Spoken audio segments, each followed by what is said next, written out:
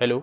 आज अपन देखेंगे global burden of TB in world कि सबसे पहले अपन देखेंगे ग्लोबल बर्डन इन वर्ल्ड, फिर देखेंगे global burden of TB in India. ये है जो भी अपन डाटा अवेलेबल है, WHO ग्लोबल टीबी रिपोर्ट 2023 के रिगार्डिंग है। जो भी अभी 25 तक का डाटा वो 26 में रिपोर्ट रिलीज होगी, तब उसके रिगार्डिंग अपन को पता चलेगा। तो अपन सबसे पहले देखेंगे global burden of TB in world, फिर अपन global burden of TB in India, फिर कौन कौन से ग्लोबल इनिशिएटिव स्टार्ट किए गए टीबी कंट्रोल के लिए, फिर नेशनल इनिशिएटिव कौन से, नेशनल प्रोग्राम कौन से टीबी कंट्रोल के लिए, और फिर एनटीपी के बारे में देखेंगे, एनटीपी के टारगेट क्या है, ऑब्जेक्टिव क्या है, और न्यू इनिशिएटिव क्या क्या एड हुई है अभी एनटीपी में। तो TB is the one of the top 10 causes of death in world wide. अब इसमें बात करें कि अपन कौन कौन से पैरामीटर लेंगे और उसकी क्या क्या डाटा हैं। जैसे टोटल टीबी केसेस है 2023 के regarding 10.8 million worldwide people affected by TB. Incidence rate की बात करें तो 134 पर लाख इन वर्ल्ड। और टीबी रिलेटेड डेथ की बात करें तो 1.25 million people died due to TB. उसमें से HIV नेगेटिव है 1.09 मिलियन और HIV पॉजिटिव है 1,61,000। जो अभी टीबी रिलेटेड डेथ है वो 2023 में 1.2 मिलियन है, compare to the 1.32 million in 2022। मतलब 22 से 23 में डिक्रीज हुई है टीबी डेथ।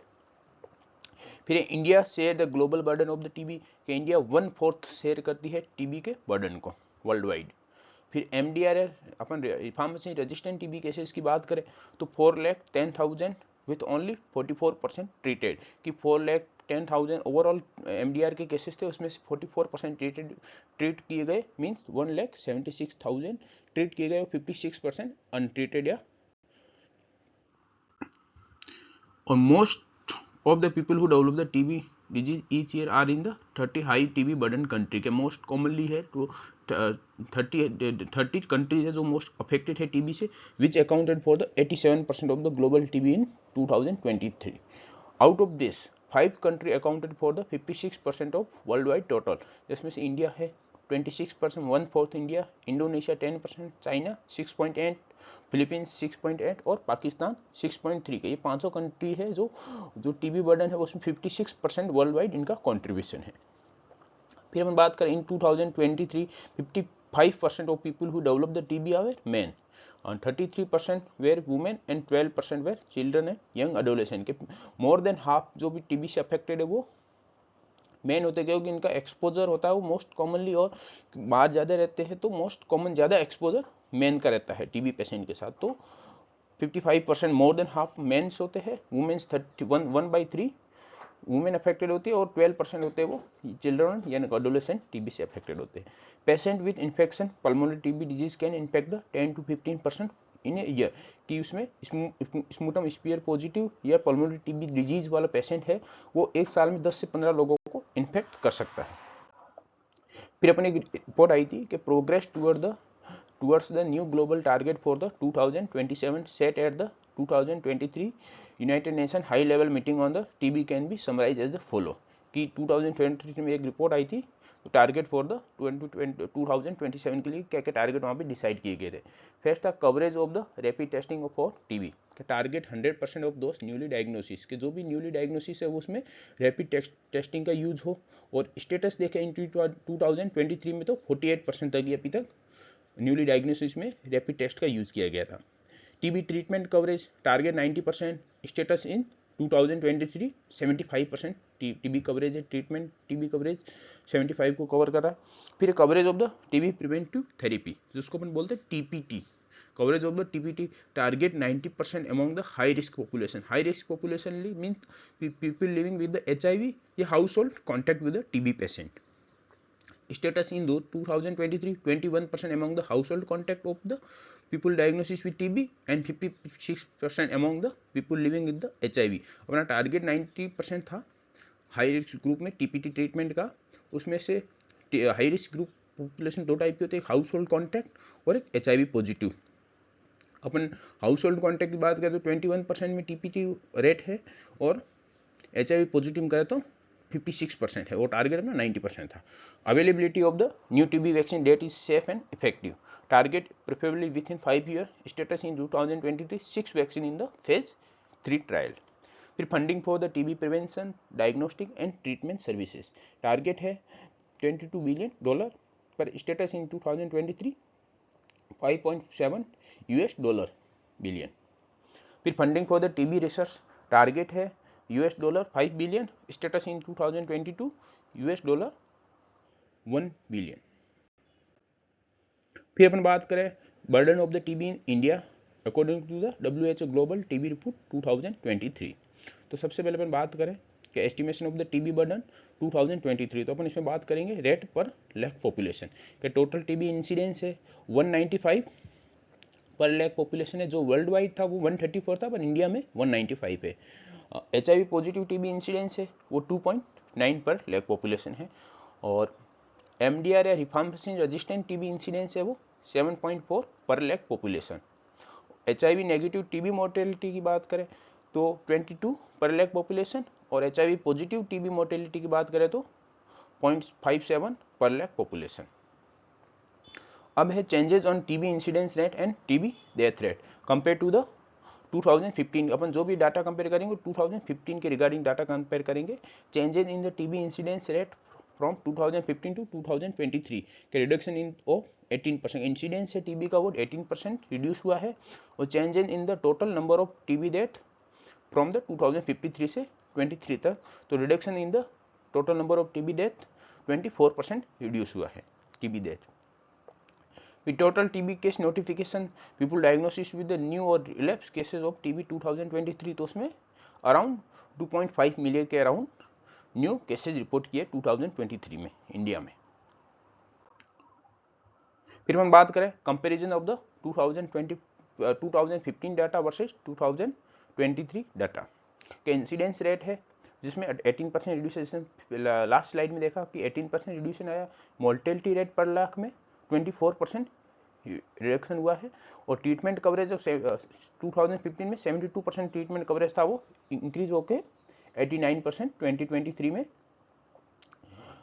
89% हो गया है, इंक्रीज हुआ, सिग्निफिकेंट इंक्रीमेंट है। फिर बात करें अपन ग्लोबल डाटा हो गया natural history of the tuberculosis, agent factor, host factor और इन्वायरमेंट फैक्टर, तीनों फैक्टर के रिगार्डिंग देखेंगे। सबसे पहले अपन देखते हैं एजेंट फैक्टर। एजेंट में एजेंट माइक्रोबैक्टीरियम ट्यूबरकुलोसिस एजेंट होता है, human type, most common cause of the human TB, और अदर स्पीशीज है माइक्रोबैक्टीरियम बोविस, माइक्रोबैक्टीरियम अफ्रीकैनम, जो बहुत रेयर और कॉजेज ऑफ टीबी करवाते हैं। फिर है source of infection, A case of the pulmonary TB specially sputum positive smear case. Pulmonary TB sputum positive smear positive TB case है, जो अपने पिछले स्लाइड में देखा था कि 1% 1 ईयर में यदि स्पूटम स्मीयर पॉजिटिव या पल्मोनरी टीबी है तो 10 to 15% को अफेक्ट कर सकता है। Extra pulmonary TB cases are rarely infection, extra pulmonary case है वो रेयरली सोर्स ऑफ इन्फेक्शन का रेयरली सोर्स होते हैं। फिर अपन कम्युनिकेबिलिटी की बात करें, highest in untreated smear positive pulmonary TB case are highest communicability present होती है इनमें। Patient become the non infectious within the 2 to 3 weeks after the start of the effective treatment. One untreated sputum positive case may be infect the 10 to 5% per year. फिर अपन बात करें host factor की, age all age can affected but risk higher in the children, primary TB और young adult में secondary TB का higher chances होता है। जेंडर की बात करें, more common in the males than the female, 2/1 का, जैसे अपन ने पिछले लास्ट स्लाइड में देखा था कि मेन अफेक्टेड 55% मेन अफेक्टेड होते हैं, 33% वुमेन अफेक्टेड होती है, और 12% यंग एडोलेसेंट और चिल्ड्रन अफेक्टेड होते हैं। फिर जेनेटिक ससेप्टेबिलिटी बात, some genetic polymorphism increase the vulnerability. फिर इम्यूनिटी की बात करें अपन, स्ट्रॉन्ग सेल मीडिएटेड इम्यूनिटी के स्ट्रॉन्ग CMI, जिस वजह से अपन टीबी है वो टीबी डिजीज में नहीं कन्वर्ट कर पाता, टीबी इन्फेक्शन तो लेटेंट टीबी में रह जाता है। और इम्यूनो सप्रेशन, HIV, डायबिटीज, माल न्यूट्रिशन या कोर्टिकोस्टेरॉइड थेरेपी या ओल्ड एज रीएक्टिवेशन और प्रोग्रेसिव टीबी केस में लेटेंट टीबी है वो रीएक्टिवेट हो जाती है या प्रोग्रेसिव टू टीबी। फिर है social and environmental factor, overcrowding, slum, prisoner, shelter increase the chances of TB, poor ventilation, close environment increase the chances, low socio-economic status means the poverty and illiteracy increase the chances of the TB, malnutrition weaken the immunity, alcoholism, smoking, substance abuse also increase the chances of the TB, migration and urbanisation also increase the risk of the TB. तो ये environmental factors है जिसकी वजह से TB के होने के risk है वो इंक्रीज हो जाएगी। फिर है नेक्स्ट है मोड ऑफ द ट्रांसमिशन। तो most commonly mode of transmission है airborne route, inhalation of the droplet nuclei 1 to 5 micron expelled by the TB patient during the coughing, sneezing, spitting और सिंगिंग, जो most commonly mode of transmission का है। और less common है injection of the unpasteurised milk contaminated with the mycobacterium bovis, और direct inoculation means ये rare chances हो सकता है मोड ऑफ ट्रांसमिशन का, लेबोरेटरी एक्सीडेंट हो जाए या स्किन टीबी किसी को हो रखा हो तो डायरेक्ट ट्रांसमिशन, डायरेक्ट इनोक्यूलेशन होने का चांसेस हो सकता है। फिर इंक्यूबेशन पीरियड की बात करें टीबी के, variable and not fixed. Primary infection 2 to 12 week, time for the tuberculin TST tuberculin skin test to become positive. फिर अपन बात करें कि टीबी को कंट्रोल करने के लिए एक तो ग्लोबल इनिशिएटिव कौन कौन से, एक नेशनल स्ट्रेटेजीज कौन कौन सी थी। तो अपन इसमें बात करेंगे ग्लोबल इनिशिएटिव में सबसे पहले डॉट्स स्ट्रेटेजी आया 1992 में, फिर स्टॉप टीबी स्ट्रेटेजी आया, फिर एंड टीबी स्ट्रेटेजी आया। स्टॉप टीबी 2006 में आया था, 2006 to 2015 तक। फिर एंड टीबी 2015 to 2035 के लिए तक है। और फिर SDG सस्टेनेबल डेवलपमेंट गोल, जिनका भी टारगेट है कि 2030 तक अपन टीबी को कितना कंट्रोल कर सकते हैं। फिर नेशनल स्ट्रेटेजीज में जीट स्ट्रेटेजी आया, NTEP आया, और national strategic plan 2017 to 2025, NSP 2017 to 2025। फिर प्रधानमंत्री TB Mukt Bharat Abhiyan, active since the 2022, aiming for the TB free India by 2025। तो सबसे पहले अपन बात करेंगे global initiative to control TB. इसमें evolution of the end TB strategy के 1994 में द डॉट्स स्ट्रेटेजी आया, फिर इसको 2006 में स्टॉप टीबी स्ट्रेटेजी आया, और फिर इसको रिप्लेस किया, सक्सीड किया the end TB strategy from 2015 to जो अभी कंटिन्यू है, और 2035 तक है, उसका भी 2035 क्या टारगेट है, क्या गोल है, वो भी अपन आगे देखेंगे। तो सबसे पहले अपन देखते हैं डॉट्स स्ट्रेटेजी। इसके 5 कंपोनेंट थे जो अपन इसको थोड़ा एलोबोरेट करेंगे आगे की स्लाइड में, कि गवर्नमेंट कमिटमेंट होना चाहिए कि रेगुलर ट्रीटमेंट सप्लाई हो, न्यूअर डायग्नोस्टिक टेक्निक हो, इसमें गवर्नमेंट का सपोर्ट हो। तो गवर्नमेंट कमिटमेंट क्या है, case detection through predominantly passive case finding के, इसमें पैसिव केस फाइंडिंग के थ्रू केस डिटेक्शन हो। Standardise short course chemotherapy to at least all confirm sputum smear positive cases of TB under the proper case management condition, कि जो भी chemotherapy जो भी treatment वो प्रॉपरली सप्लाई हो।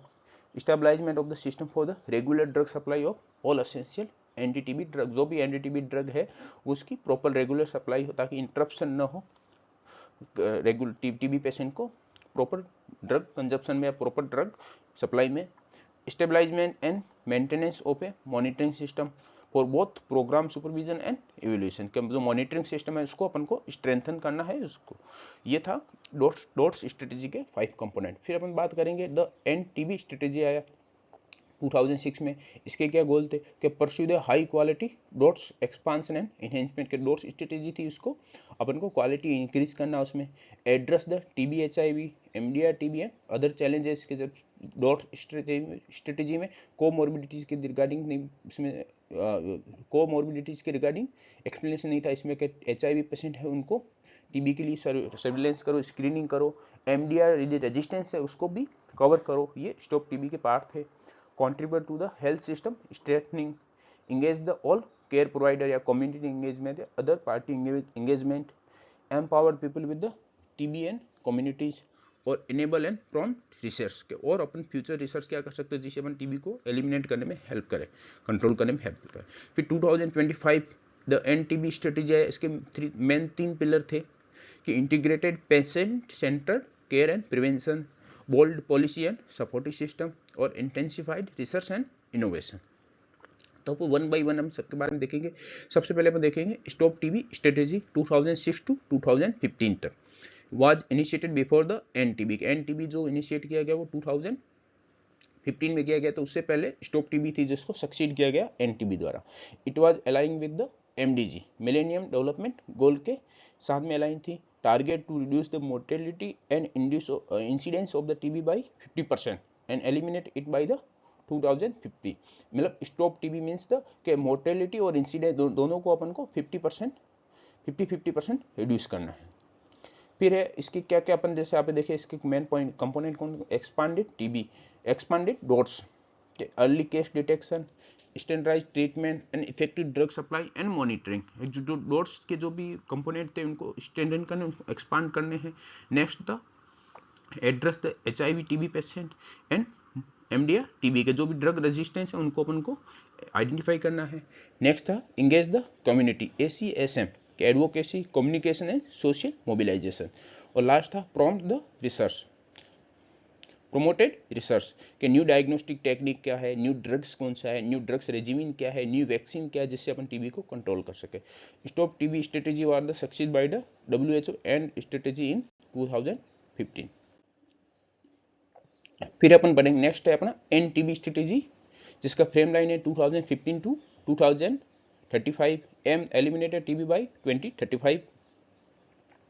विजन क्या था एन टीबी स्ट्रेटेजी का, a world free of TB, zero death, zero disease और zero suffering due to the TB. Target क्या है, target of the end TB strategy कि अपन 2035 तक का टारगेट देखें तो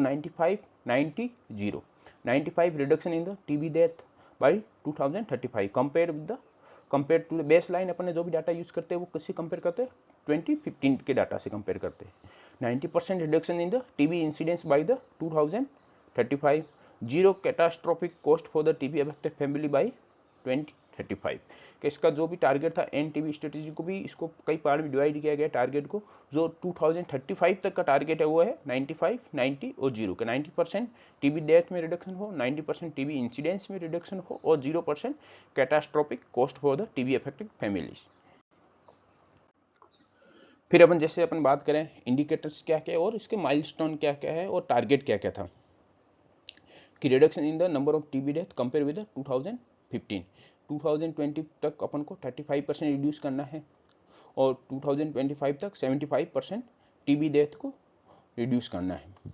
और 2030 तक जो भी SDG के गोल थे 90%, 80% उसको रीच आउट करना है। और एन टीबी 2035 तक जो अपन ने देखा कि लास्ट क्या गोल थे अपने 95, 90 और 0 के 95% टीबी डेथ को रिड्यूस करना है, 90% इंसिडेंस को रिड्यूस करना है और 0% catastrophic cost due to the TB उसको 0% करना है।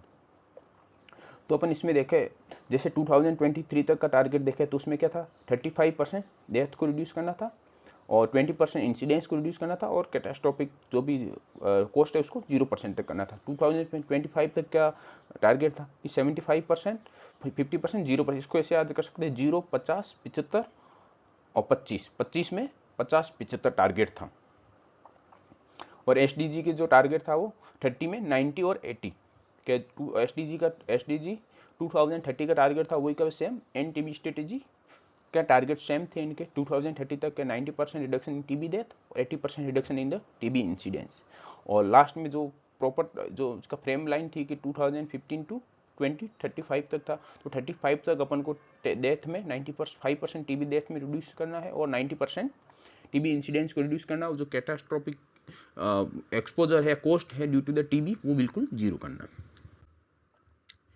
फिर है target of the end TB strategy जो अपने लास्ट लाइन में देखा, by 2025 75% TB death reduction, 50% TB incidence reduction और 0% catastrophic cost due to TB. और 30 में 90, 80, 0 और 2035 में अपना टारगेट है 95 डेथ रिडक्शन करना है और 90% टीबी इंसिडेंस को रिड्यूस करना है और 0% catastrophic cost due to the TB.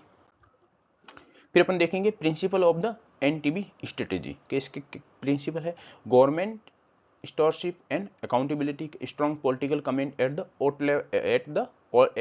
All level of the policies, adequate financing and human resources के एडुकेट फाइनेंसिंग करो ताकि प्रॉपर डायग्नोसिस कर सके, प्रॉपर ड्रग सप्लाई हो सके, कंटिन्यू ड्रग सप्लाई हो सके। और ह्यूमन रिसोर्सेज जैसे डॉट सप्लायर होते हैं वो प्रॉपर ह्यूमन रिसोर्सेज जो डॉट सप्लाई है टीबी ड्रग की वो प्रॉपर कर सके ताकि वो treatment time to time complete हो और रेजिस्टेंट न हो।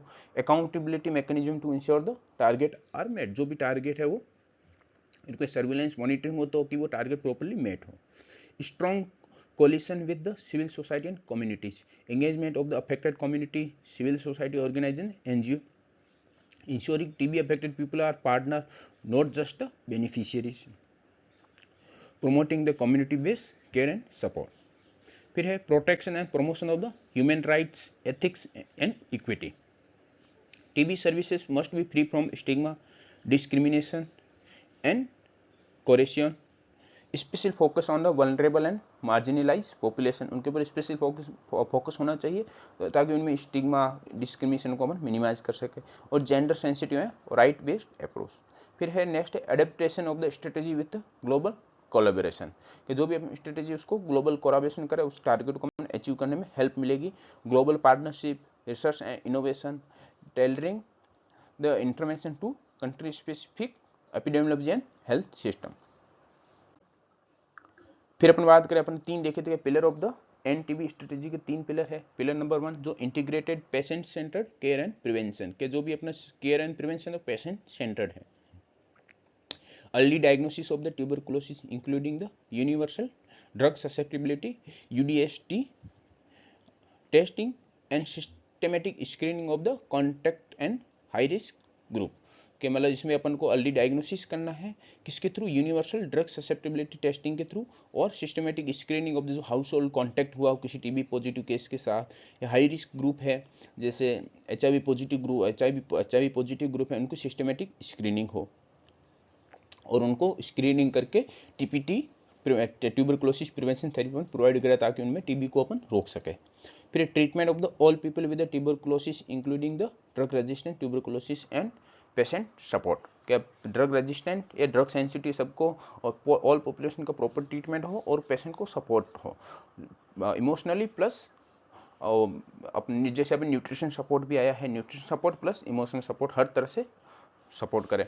Collaborative tuberculosis HIV activity and management of the comorbidities, जैसे HIV डायबिटीज हो गया कि मैंने TB डायबिटीज हो गया, TB HIV हो गया, जो भी कोमॉर्बिडिटी TB माल न्यूट्रिशन हो गया तो उनको कोलैबोरेट करके उनको प्रॉपर अपन उनमें TB प्रिवेंशन कर सके। Preventive therapy of the person at the high risk and vaccination against the tuberculosis. फिर सेकंड पिलर है bold policies and the supportive system, political commitment with the adequate resources for tuberculosis care and prevention, कि adequate resources होंगे तो हर किसी manage system को manage करना अच्छा होगा, प्रोग्राम है उसको उसका जो आउटपुट है वो एकदम प्रॉपर होगा तो उसमें ट्यूबरकुलोसिस केयर और प्रिवेंशन हम प्रॉपरली कर पाएंगे। Engagement of the community, civil society organisation, public and private care provider, universal health coverage policy and regulatory framework for the case notification, vital registration, quality and rational use of the medicine and infection control, social protection, poverty alleviation, action on the other determinant of the tuberculosis, जो भी other determinant जो भी TB में help कर रहे हैं जो उसको अपन को प्रिवेंट कर सकते तो अपन को अपन कैसे कर सकते हैं टीबी की वजह से, तो उनको मिनिमाइज करना है। पिलर नंबर 3 है कि इंटेंसिफाइड रिसर्च एंड इनोवेशन, के अपन फ्यूचर इनोवेशन या रिसर्च क्या कर सकते हैं जिससे अपन टीबी को और इजीली एलिमिनेट कर सके। Discovery, development and rapid uptake of the new tools, intervention and new strategies, research to optimise the implementation and impact and promote the innovation. फिर अगर the NTB strategy identifies the 4 barriers to achieving the progress in the fight against the TB, के क्या क्या 4 barriers थे जो NTB strategy ने identify की जिस वजह से अपन टीबी को एलिमिनेट करने में अपन को डिफिकल्टीज हो रही थी। वीक हेल्थ सिस्टम फेस्ट हो गया, सेकंड हो गया underlying determinant of the TB such as a poverty, undernutrition, migration and ageing population and risk factors such as a diabetes, silicosis, smoking, इसी वजह से अपन टीबी को एलिमिनेट नहीं कर पा रहे थे। Lack of the effective tools for treatment, tools हो गया, डायग्नोस्टिक टूल हो गए, उनमें लैक ऑफ द इफेक्टिव, उनमें इफेक्टिविटी नहीं थी या प्रॉपर डायग्नोसिस नहीं हो पा रहा था इस वजह से। और कंटिन्यूस अनमेट फंडिंग नीड, के सबसे जो मेन रिक्वायरमेंट होती है किसी भी प्रोग्राम की वो फंडिंग की होती है, वो प्रॉपर अनमेट हो रही थी। इस वजह से ये 4 बैरियर थे जो एनटीबी स्ट्रेटेजी ने आइडेंटिफाई किए, उस बेसिस पे आगे का प्रोग्रेशन प्रिपेयर किया। फिर है एसडीजी के तो टारगेट था aim to eliminate the TB by 2030 के 2030 तक टीबी को एलिमिनेट करना है। तो उनके टारगेट क्या थे?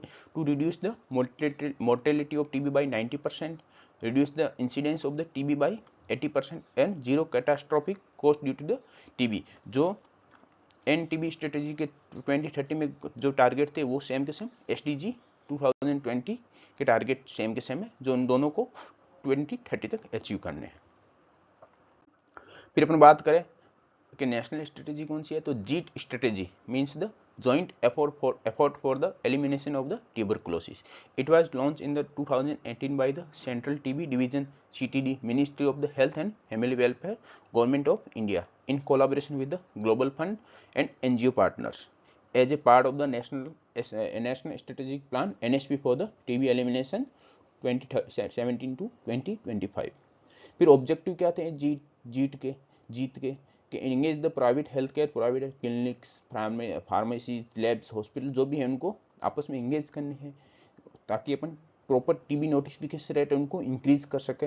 Increase the TB case notification from the private sectors, ensure the standard TB care के जहाँ पे जो भी टीबी पेशेंट है उनको प्रॉपरली स्टैंडर्ड केयर मिले, जैसे डायग्नोसिस प्रॉपर हो, ट्रीटमेंट प्रॉपरली मिले, मेडिकेशन एड्रेंस के साथ उनका, और यदि साइड इफेक्ट या कोई भी टीबी एड्रेंस नहीं तो उसकी प्रॉपर रिपोर्टिंग हो। Provide the free diagnostic and drug to the TB patient. Private sector के प्राइवेट सेक्टर है उनका भी एक तो टीबी केस नोटिफिकेशन इंक्रीज होना चाहिए, और प्राइवेट सेक्टर में भी जो टीबी के लिए ड्रग्स और डायग्नोस्टिक है वो फ्री ऑफ कॉस्ट प्रोवाइड हो। फैसिलिटेट द निक्षय पोषण योजना बेनिफिट, जिसमें 1000 per month for the nutrition के लिए जब तक ट्रीटमेंट चलेगा तब तक पेशेंट को प्रोवाइड किए जाते हैं। Strengthen the treatment address and follow up. Next है प्रधानमंत्री टीबी मुक्त भारत अभियान, PM TB MBA, launch by honourable president of the India on 9 September 2022. This campaign strengthened the India resolve to eliminate the TB by 2025, 5 year ahead of the global SDG target. जो SDG target थे 2030 में, उसको अपन को 5 year ahead अपन को उसको reach out करना है, मतलब 2025 में उसको रीच आउट करना है। द प्रधानमंत्री टीबी मुक्त भारत अभियान इज ए जन आंदोलन people movements where government, community, corporate, NGOs, individual come together to provide the holistic support to the TB patient. जो भी ये सेक्टर है सब इंक्लूड होके एंगेज होके एक तरह से पेशेंट को होलिस्टिक सपोर्ट प्रोवाइड करे, to TB patient, ensuring the no one is left behind. फिर इसके की फीचर क्या थे? ये टीबी मुक्त भारत के अभियान के निक्षय मित्र डोनर सपोर्ट, निक्षय मित्र है और एक निक्षय पोर्टल है। निक्षय मित्र मीन्स द डोनर सपोर्ट। इसमें क्या individual, corporate, NGOs, elected representative can adopt the TB patient. इसमें निक्षय मित्र के थ्रू कोई टीबी पेशेंट है, इसमें कोई भी सेक्टर है जो टीबी पेशेंट को अडॉप्ट कर सकते हैं। उस अडॉप्ट करने के बाद उसमें उनको provide the nutritional kit, vocational support and diagnostic support या डायग्नोस्टिक टेस्ट सपोर्ट में उसको सपोर्ट कर सकते हैं। It's called as ensure the community participant. के जो भी ई निक्षय मित्र मीन्स उनका साथी बन सके, उनको अडॉप्ट कर सके और उनको emotional, nutritional, financial, diagnostic support provide कर सके। फिर है पेशेंट सेंट्रिक अप्रोच कि focus on the nutritional, diagnostic, vocational and social support beyond the free drug. Free drug तो सप्लाई अपन दे ही रही है, उसके ऊपर भी उनको टीबी पेशेंट को सपोर्ट चाहिए, सोशली सपोर्ट हो, वोकेशनल हो, डायग्नोस्टिक, न्यूट्रिशनल, हर वे में अपन पेशेंट को सपोर्ट कर सके। और कॉम्प्लीमेंट द निक्षय पोषण योजना, जिसमें निक्षय पोषण योजना आई जिसमें पर 1000 per month nutrition support provide किया जाता है गवर्नमेंट के थ्रू। फिर एक digital platform Nikshay 2.0, centralised portal to match the TB patient with the donors, ensure the transparency and monitoring. इसके ऊपर प्रॉपर उनका टीबी पेशेंट का जो भी टीबी ट्रीटमेंट क्या चल रहा है, मेडिकेशन एड्रेस क्या, वो सब कुछ इसमें रजिस्टर्ड होता है। फिर नेक्स्ट है community engagement, involvement of the panchayat raj institution, urban local bodies, youth group, सबका इंगेजमेंट हो जो टीबी पेशेंट को सपोर्ट करे। Aim to remove the stigma and support the treatment adherence. फिर integration with the NTP, strengthen the diagnosis, treatment, adherence and the patient support under the national TB elimination programme. तो इस जो भी programme था TB मुक्त, प्रधानमंत्री TB Mukt Bharat, इसमें integration NTP को भी इनका सपोर्ट था, जिसमें अपन और जो भी अपना एलिमिनेशन टारगेट है एनटीपी का उसको और अपन as soon as possible reach out कर पाए।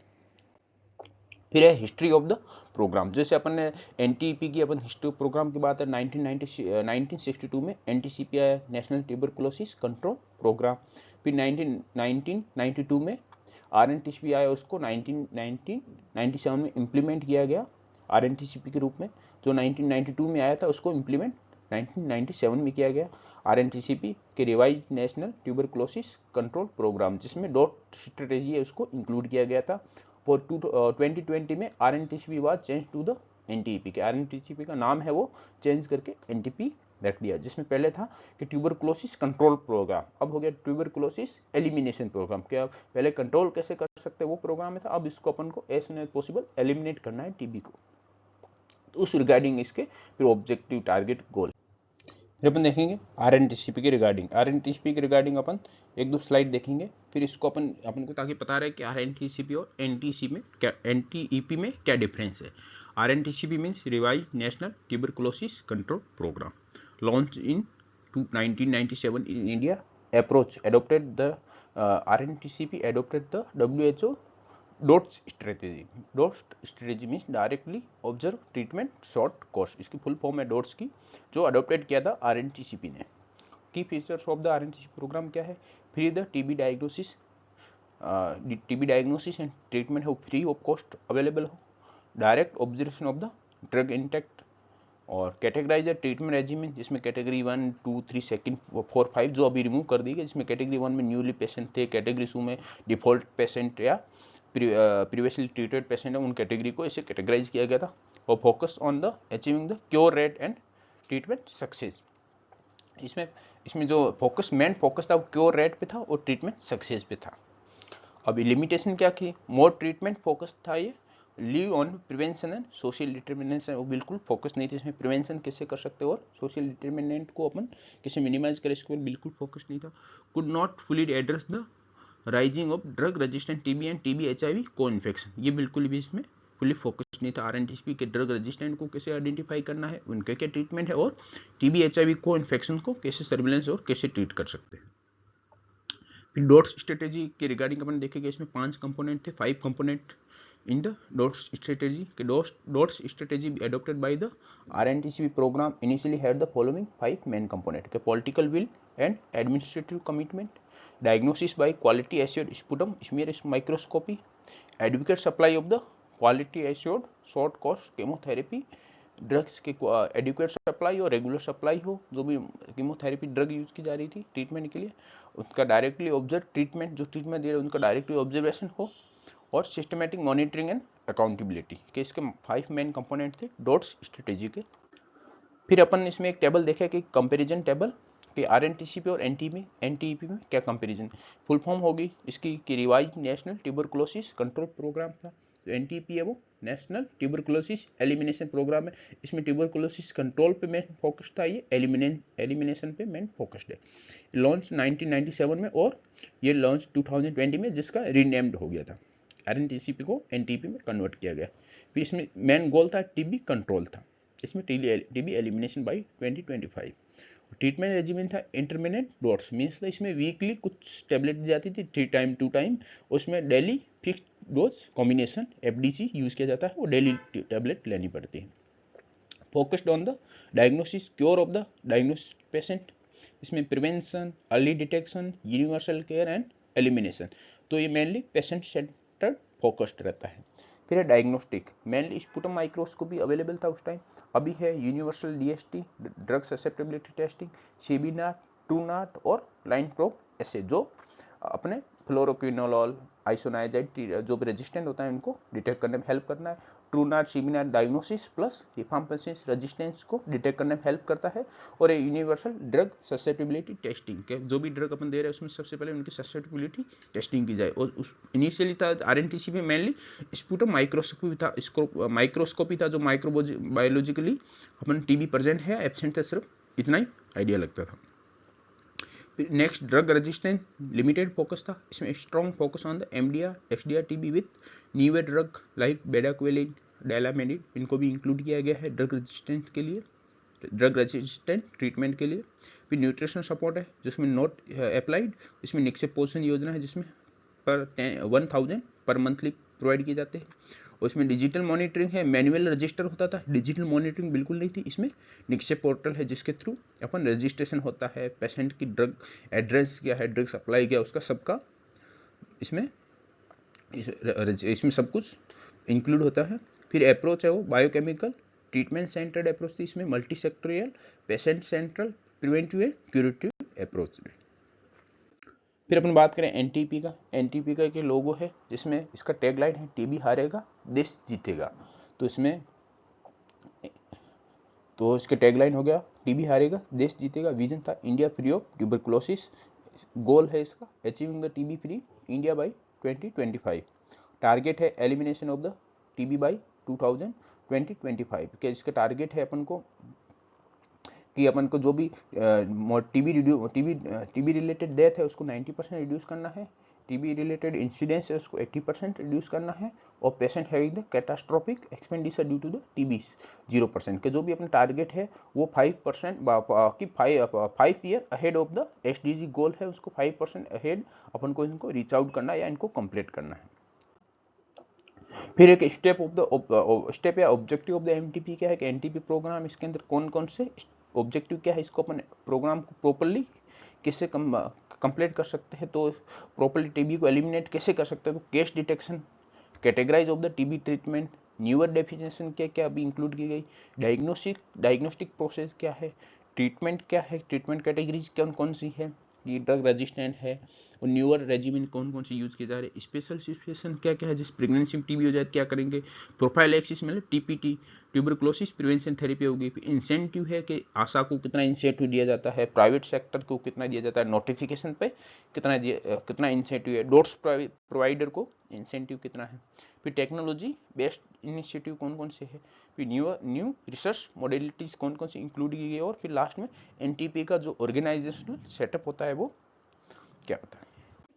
नेक्स्ट अपन देखेंगे NSP के national strategic plan for the TB elimination. The NSP 2017 to 2025 is the blueprint for the India TB elimination strategy के कोई भी प्रोग्राम होता है उसका ब्लूप्रिंट होता है वो NSP था NTP के लिए। एम क्या था, achieving the TB elimination in India by 2025 5 year ahead of the SDG target of 2030। Vision TB free India, zero death, zero disease और zero poverty due to the TB disease. Tagline eliminate the TB by 2025। जो अपने NTP के target है वो भी NSP के target same है 90-80-0। 90% reduction in TB mortality, 80% reduction in the TB incidence, और 0% पेशेंट है catastrophic expenditure due to the TB की reduction from the TB incidence. अपनी टीबी मोर्टेलिटी की बात करें, रिडक्शन फ्रॉम द 32 पर लाख टू 3 पर लाख अपन को रिडक्शन करना है, और टीबी इंसिडेंस है उसको 217 पर लाख टू 44 पर लाख तक रिडक्शन करना है। फिर हम जैसे अपन NSP 2017 to 2025 रिजल्ट फ्रेमवर्क की बात करें तो टीबी इंसिडेंस रेट की बात करें तो 25 में कि 2015 में 217 था, जो टारगेट था कि 2020 में 142 तक रिड्यूस करना है, और 2023 में तक 77 तक रिड्यूस करना, और 2025 तक 44 तक रिड्यूस करना, मीन्स ओवरऑल 90% रिडक्शन करना है। फिर अपन प्रिवलेंस की बात करें तो उसको 320 से 65 तक रिडक्शन करना है फ्रॉम 2015 टू 2025 तक। फिर अपन TB mortality due to TB mortality की बात करें वो कितना रिड्यूस करना था, उसको अपन टीबी मोर्टेलिटी को 90% रिड्यूस करना था फ्रॉम 32 टू 3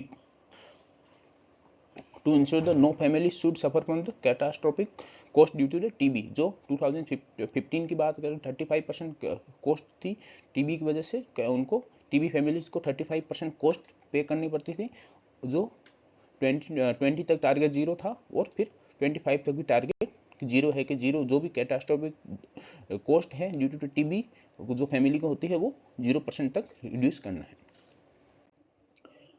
फिर अपन बात करें स्ट्रेटेजी कि इसमें कौन सी जो एनएसपी था इसकी स्ट्रेटेजी क्या थी, तो मेन स्ट्रेटेजी थी इसकी DTPB के डी मतलब डिटेक्ट, टी मतलब ट्रीट, पी मतलब प्रिवेंट और बी मतलब बिल्ड के universalisation of the CBNAAT anyone with the cough more than 2 week present TB cases CBNAAT is at the baseline TrueNAT developed by the ICMR Indian version of CBNAT give result the rifampicin resistance within 1 hours। जो इसका जो result है जो भी बहुत short period में result दे देता है कि रेजिस्टेंट है कि नहीं है RR-TB रिफाम्पिसिन रेजिस्टेंट है कि नहीं है। फिर ये न्यू ड्रग रेजिमेन इंक्लूड करना था, बेडाक्वेलिन डेलामेनिन आर इंट्रोड्यूस्ड की और फिर शॉर्टर और longer oral MDR XDR regimen are introduce. जो पहले यूज किए जाते थे ड्रग रेजिस्टेंट के लिए इंजेक्टेबल रेजिमेन यूज किए जाते थे, अब लॉन्गर और शॉर्टर ओरल रेजिमेन यूज करना है ड्रग रेजिस्टेंट टीबी के लिए। फिर बात करें अपन नेक्स्ट है अपन इसे बात करेंगे इसके कौन कौन सी मेन स्ट्रेटेजी थी इसमें DTPB। सबसे पहले डी की बात करें डिटेक्ट कि अर्ली एंड एक्यूरेट डायग्नोसिस किसके थ्रू कर सकते हैं, universal drug susceptibility testing, molecular diagnostic, rapid diagnostic testing जिसमें CBNAT TrueNAT आ गया, कॉन्टैक्ट ट्रेसिंग जो होम बेस्ड जो हाउस होल्ड कॉन्ट्रैक्ट है उनको ट्रेस करना है, और active via active case finding के एक्टिव केस फाइंडिंग के थ्रू जो हाई रिस्क ग्रुप है जैसे HIV पॉजिटिव ग्रुप है और HIV TB को इन्फेक्शन हो गया या हाउस होल्ड कॉन्ट्रैक्ट हो गया, उनको एक्टिव केस फाइंडिंग के थ्रू उनको ट्रेस करना है। नेक्स्ट है treat high quality patient centric treatment जिसमें daily regimen with the fixed dose combination का यूज करना है, drug resistant TB management with the shorter या नोवेल रेजिमेन जिसमें बेडाक्वेलिन डेलामेनिड और प्रिटोमेनिड ड्रग इंक्लूडेड है, और पीडियाट्रिक एक्स्ट्रा पल्मोनरी TB पे भी फोकस्ड था, इसमें भी फोकस्ड हो जिनको भी प्रॉपर्ली ट्रीटमेंट करना है। फिर है prevent mean prevent the emergence and spread जो कॉन्टैक्ट है हाउस होल्ड कॉन्टैक्ट उनको स्क्रीनिंग करनी है, और TPT for the children less than 6 year and patient living with the HIV जिनको TPT प्रोवाइड करना है, TPT देना है, एयरबॉर्न इन्फेक्शन कंट्रोल करना है, एड्रेसिंग द TB कोमोर्बिडिटीज के जैसे TB के साथ HIV डायबिटीज मालन्यूट्रिशन को एड्रेस करना है, उनको TPT प्रोवाइड करनी है। जो हम TPT के रिगार्डिंग हम थोड़ा नेक्स्ट लाइन में डिटेल में देखेंगे कि TPT में कौन सी ड्रग प्रोवाइड की जाती है और उसके क्या क्या क्राइटेरिया है। फिर है बिल्ड प्रोमोट कि health system strengthening and partnership जिसमें कम्युनिटी एंगेजमेंट निक्षय मित्र आ गया जिसमें मल्टीपल सेक्टर इन्वॉल्व होकर पेशेंट को अडॉप्ट करते हैं, उसको इमोशनल वोकेशनल न्यूट्रिशनल और बेनिफिशियल सपोर्ट करते हैं, सिविल सोसाइटी हो गया, और प्राइवेट सेक्टर इंगेजमेंट हो गया, कैपेसिटी बिल्डिंग डिजिटल टूल जैसे निक्षय पोर्टल आ गया तो उनको डेवलप करना है। तो इसमें अपन थोड़ा डिटेल में देखेंगे TPT के रिगार्डिंग कि tuberculosis prevention therapy rigorous expensive accountable TB tracing and investigation for the secondary TB patient detection and treatment coupled with the active case screening for the TB among the high risk group में दो group होते हैं HIV positive और household contact जो भी है household contact with TB, तो ये हाई रिस्क ग्रुप है उसमें एक्टिव स्क्रीनिंग के थ्रू उनको डिटेक्ट करना है, ट्रेस करना है और उनको TPT प्रोवाइड करना है। TPT is the one of the key activities under the prevent component of the NSP. The risk for the TB disease after the infection कि एक TB इन्फेक्शन होता है, एक TB डिजीज होता है कि TB इन्फेक्शन तो हर किसी में TB इन्फेक्शन TB एक्सपोजर होता है, उसमें से TB डिजीज कितनों में कन्वर्ट हो पाता है कि the risk for the TB disease after the infection 5 to 10% of those infected will develop the TB disease depending on the several factors, the most important being the immunological status of the patient जैसे, और this risk can be increased by the more than 25 times among the contact of bacteriologically confirmed TB patient compared to the general population के जो भी अभी किसी में भी यदि TB इन्फेक्शन है तो उसको TB में डिजीज में कन्वर्ट होने के लिए 5 to 10% नॉर्मली चांसेस होता है, यदि वो इम्यूनो कॉम्प्रोमाइज है और वो किसी बैक्टीरियोलॉजिकल कन्फर्म TB से एक्सपोज हो गया तो 25% चांसेस टाइम इंक्रीज हो जाएंगे कि उसको TB डिजीज होने के चांसेस इंक्रीज हो जाएंगे, और 16 to 21 time in case of the HIV कॉन्फेक्शन कि यदि HIV इनको हो जाता है TB इन्फेक्शन पेशेंट को तो उनमें TB डिजीज होने के चांसेस अराउंड 20% इंक्रीज हो जाएंगे। 3 to 4 time in the other immuno compromise status like the diabetes या सिलिकोसिस पेशेंट है या कोई भी किसी में ऑर्गन ट्रांसप्लांट हुए उन्हें भी 3 to 4% टाइम है वो चांसेस है वो टीबी डिजीज होने के इंक्रीज हो जाएंगे। फिर algorithm for the TB screening and TPT in India कि अपन को जो भी हाई रिस्क ग्रुप है स्क्रीनिंग कैसे करते हैं उनको टीपीटी फिर उनको अपन को टीपीटी प्रोवाइड करनी है।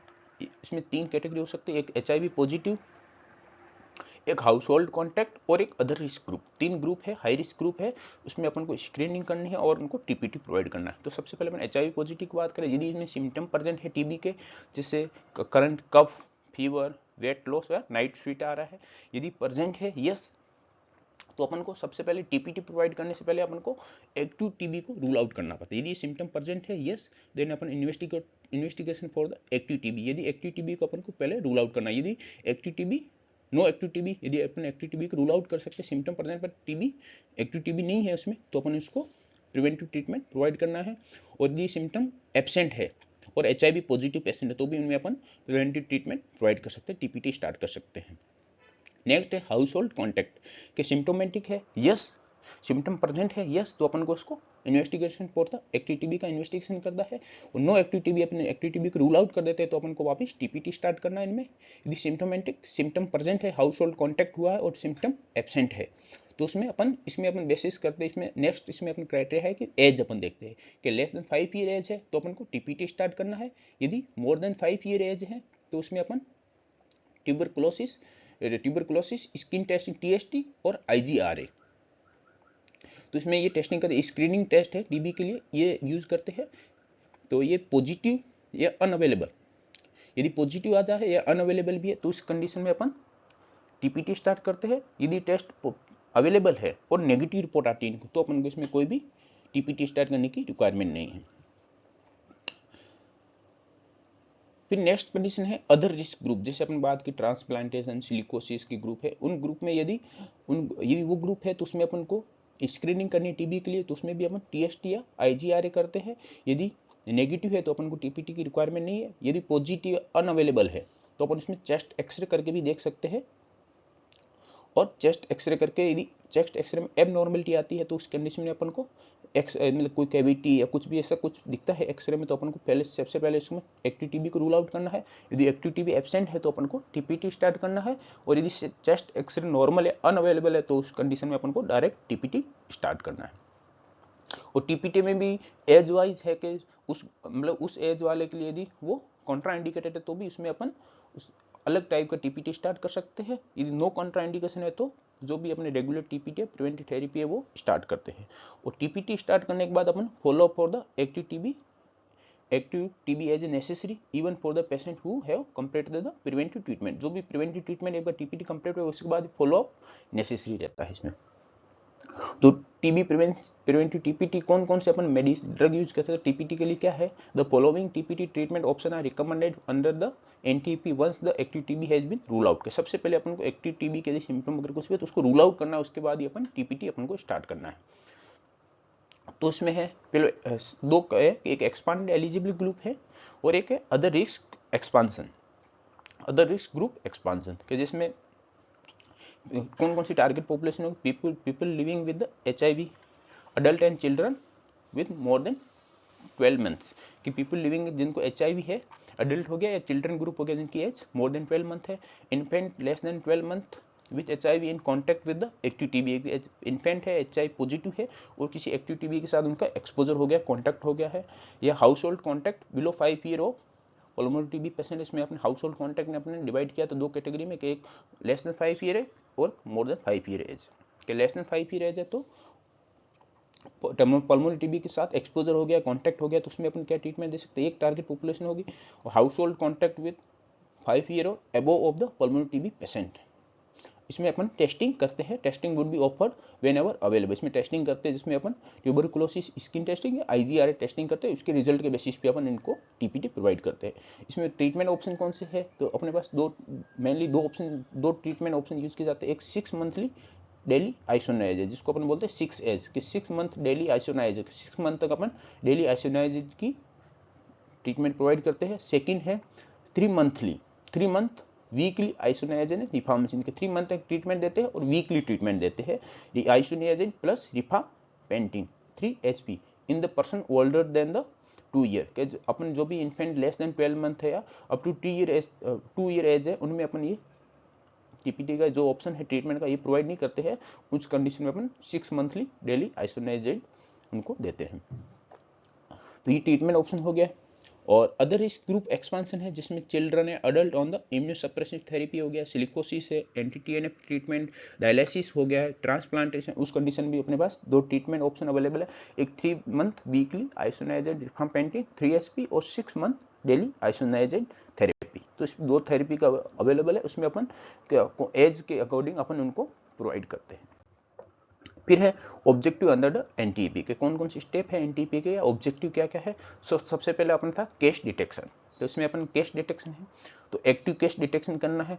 House to house search for the TB cases के अपन हाउस टू हाउस जाके टीबी केसेस को सर्चिंग करेंगे और इसमें से अपन जो कोई भी हाई रिस्क ग्रुप है या हाउस होल्ड कॉन्टैक्ट है उनको अपन डिटेक्ट करेंगे और उनको डीपीटी प्रोवाइड करेंगे। आशा वर्कर आर इन्वॉल्व, इसमें जो कम्युनिटी हेल्थ वर्कर होते हैं जैसे आशा वर्कर उनका इन्वॉल्वमेंट बहुत जरूरी था। ASHA worker receive the incentive of the ₹500 for finding a presumptive case. यदि कोई फाइंडिंग करती है आशा वर्कर जाके प्रिजम्पटिव केस टीबी के तो उनको 500 इंसेंटिव मिलता है।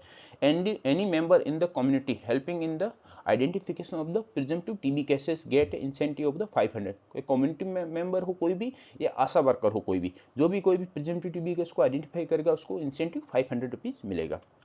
वल्नरेबल ग्रुप जैसे slum dwellers, prisoner, difficulty to reach population, occupational exposure like silicosis, migrants, tribals, shelter homes, people living with HIV, इन सब में भी अपन को active case finding, active case detection करना और प्रेजेंट टीबी केस को फाइंडिंग करना है। फिर नेक्स्ट है इंटेंसिफाइड केस फाइंडिंग कि provider initiated screening for the TB symptom in OPD के जो भी ओपीडी में आया है उसको अपन स्क्रीनिंग करें उनके टीबी सिम्टम्स की। TB screening of the patient presenting to the health facilities with the other comorbidities के कोई पेशेंट आया है जो जिसमें कोई डायबिटीज है, HIV है, उनको अपन को टीबी स्क्रीनिंग करना उन पेशेंट में। फिर community based screening, ASHA worker field community based assessment checklist CBSE form होता है उसको फिलअप करती है asking the risk factor for the diabetes along with the TB और एक फॉर्म फिलअप के उसको ₹10 मिलते हैं। फिर है पेसिव केस डिटेक्शन के passive surveillance from the hospital report के हॉस्पिटल रिकॉर्ड के बेसिस पे अपन कोई केस डिटेक्शन करते हैं तो ये पेसिव केस सर्विलेंस है। इसमें जो हॉस्पिटल रिपोर्ट है हॉस्पिटल रिपोर्ट या हॉस्पिटल डाटा का अपन यूज करते हैं उसको अपन बोलते हैं पेसिव केस डिटेक्शन। फिर एक categories for the TB treatment, जैसे अपन RNTC पे बात किया उसमें कैटेगरी 1, 2, 3, 4, 5 सब थी, इसमें अब 3 ही कैटेगरी है। कैटेगरी 1 मतलब न्यूली या प्रीवियसली या डिफॉल्ट ट्रीटेड टीबी पेशेंट, उनको अपन कैटेगरी 1 में रखते हैं। कैटेगरी 4 है इसमें अपन MDR टीबी पेशेंट को रखते हैं और कैटेगरी 5 है उसमें XDR टीबी पेशेंट है वो कैटेगरी 5 में उसको अपन कैटेगरी 5 में रखते हैं। फिर न्यू टर्मिनोलॉजीज इन एनटीपी में हर किसी की डिफाइन किया गया न्यू टर्मिनोलॉजी इंक्लूड की गई। जैसे प्रिजम्पटिव टीबी कैसे इसको क्या मीनिंग है इसका, use in the place of the TB suspect, जो पहले टीबी सस्पेक्ट यूज किया जाता तो अब उसकी जगह presumptive TB cases word use किया जाता है। Sputum positive TB means the bacteriologically confirm case. Sputum negative TB means clinically confirm case, clinically इसको सिम्टम पड़ जाता पर स्पुटम रिपोर्ट है वो नेगेटिव आई है। Confirmed TB cases means the biological specimen is positive by sputum, acid fast bacilli और CBNR दोनों जो भी रिपोर्ट की अपने इसमें TB पॉजिटिव आया है तो इसको हम कंफर्म TB केस बोलेंगे। और क्लिनिकली डायग्नोज TB केस में स्पुटम नेगेटिव है but clinically suspicion is high तो इसको हम बोलेंगे क्लिनिकली डायग्नोज TB केस। अब प्रिजम्पटिव TB केस अपन किसको बोल सकते हैं कि any person with the cough more than 2 week duration और मोर के, किसी को भी कफ है वो 2 वीक या मोर देन 2 वीक है 14 डेज से ज़्यादा है 14 डेज तक का कफ उसको है तो उसको अपन उसको प्रिजम्पटिव TB केस बोल सकते हैं।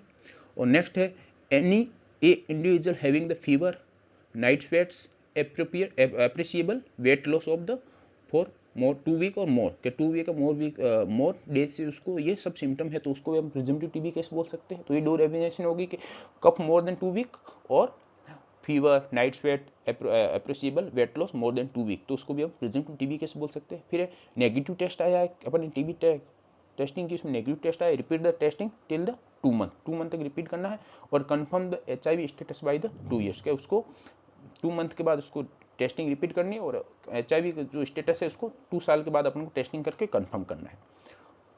फिर अपन है इसमें देखेंगे contact of the smear positive TB patient having a cough of any duration के TB पेशेंट को स्मीयर पॉजिटिव TB पेशेंट है उसके साथ कॉन्टैक्ट हो गया तो उसको भी अपन प्रिजम्पटिव TB केस बोल सकते हैं। सस्पेक्टेड या confirm extra pulmonary TB having a cough of the any duration तो उसको भी अपन presumptive TB। HIV positive patient having the cough of any duration के HIV पॉजिटिव पेशेंट को कफ है कितनी भी ड्यूरेशन के लिए तो उसको अपन प्रिजम्पटिव TB केस बोलेंगे। या कंफर्म या सस्पेक्ट एक्स्ट्रा पल्मोनरी TB है जिसको कफ है उसको भी अपन प्रिजम्पटिव TB केस बोलेंगे। या इसमें पॉजिटिव TB केस के साथ कांटेक्ट हो गया हो जिसको having cough of the any duration तो उसको भी अपन प्रिजम्पटिव TB केस बोलेंगे।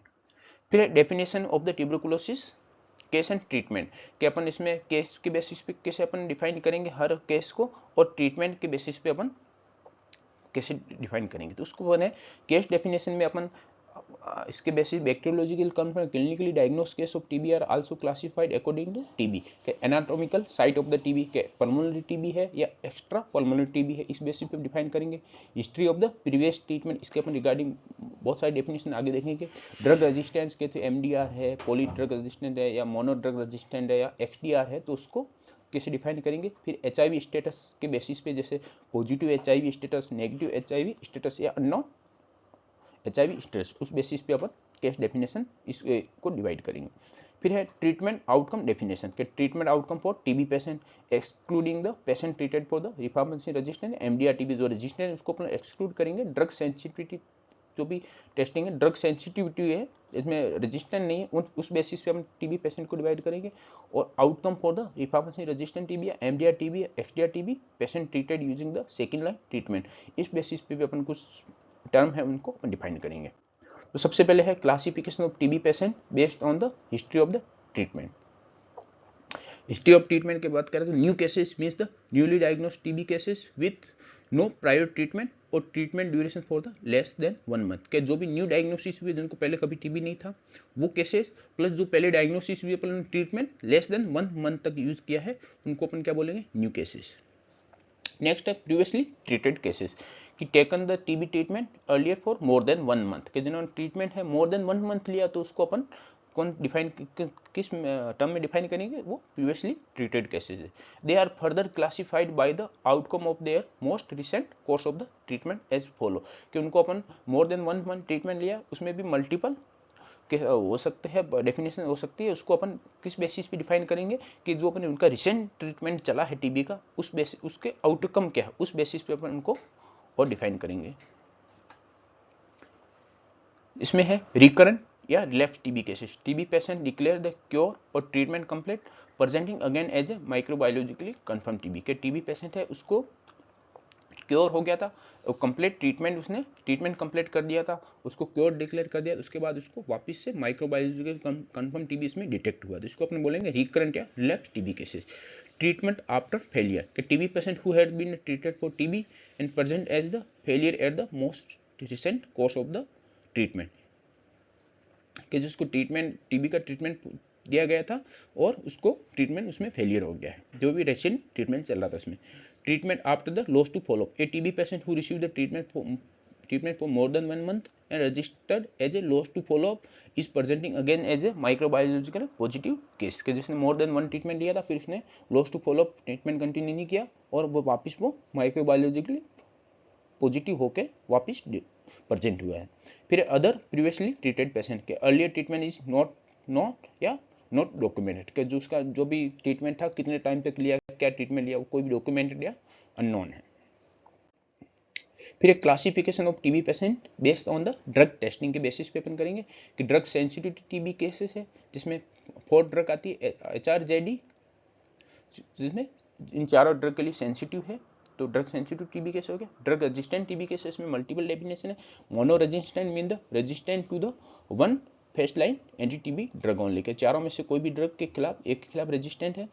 H mono resistant means the resistant to only आइसोनायाजाइड।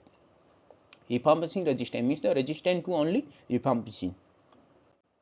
फिर हम बात करेंगे MDR TB cases, resistant to the both rifampicin and isoniazid के। फर्स्ट लाइन ड्रग 4 है, उसमें से रिफाम्पिसिन और आइसोनियाजाइड के खिलाफ रेजिस्टेंट है तो उसको अपन बोलेंगे एमडीआर टीबी। फिर है polydrug resistant TB, resistant to drug other than the rifampicin and isoniazid के, जो भी पायराजिनामाइड या इथेमिटोल दोनों के खिलाफ रेजिस्टेंट, पर रिफाम्पिसिन और आइसोनियाजाइड के खिलाफ रेजिस्टेंट नहीं तो उसको अपन बोलेंगे polydrug resistant. Pre extensive resistant means the MDR patient means isoniazid plus rifampicin resistant plus any fluoroquinolone resistant है तो उसको अपन बोलेंगे प्री एक्सडीआर। और एक्सडीआर मीन्स द एमडीआर जिसमें अपन एच और आर हो गया कि isoniazid plus rifampicin plus any fluoroquinolone plus group A drugs.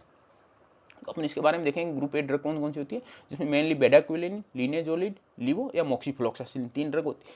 इन तीनों में से रेजिस्टेंट है plus fluoroquinolone plus MDR TB patient तो उसको अपन बोलेंगे एक्सडीआर। एक्सडीआर में टोटल 2, 3 और इनमें से जो भी फर्स्ट लाइन ड्रग इनमें से किसी में भी खिलाफ रेजिस्टेंट तो उसको अपन एक्सडीआर टीबी बोलेंगे। फिर नेक्स्ट है प्रिजम्पटिव एमडीआर टीबी केसेस, अपन किसको बोल सकते हैं कि नो क्लिनिकल इंप्रूवमेंट या स्पुटम और कल्चर पॉजिटिविटी आफ्टर द 3 और 5 मंथ ऑन एटीटी के, उनको 5 मंथ या 3 से 5 महीने हो गए एटीटी पे, उनको अभी स्पुटम या कल्चर जो अपने इन्वेस्टिगेशन किया तो पॉजिटिव आया है और कोई भी क्लिनिकल इंप्रूवमेंट नहीं तो उसको हम प्रिजम्पटिव एमडीआर बोलेंगे। रिकरेंट टीबी केसेस और contact of the MDR TB cases के, रिकरेंट टीबी केसेस हो गया, टीबी रेजिस्टेंट केसेस हो गया या एमडीआर टीबी केसेस, कोई एमडीआर टीबी है उससे कॉन्टैक्ट हो गया तो उसको भी अपन प्रिजम्पटिव एमडीआर बोलेंगे। Receive ATT more than 1 month and lost for the follow up के, उसने एटीटी दिया more than 1 month for the MDR TB और लॉस्ट टू फॉलो अप है तो उसको भी अपन प्रिजम्पटिव एमडीआर टीबी केसेस बोलेंगे। इसमें अपन देखेंगे ट्रीटमेंट आउटकम बेसिस पे पेशेंट को अपन डिवाइड करेंगे। इसमें for the drug sensitive TB patient को ट्रीटमेंट आउटकम के बेसिस पे हम कैसे डिफाइन कर सकते हैं।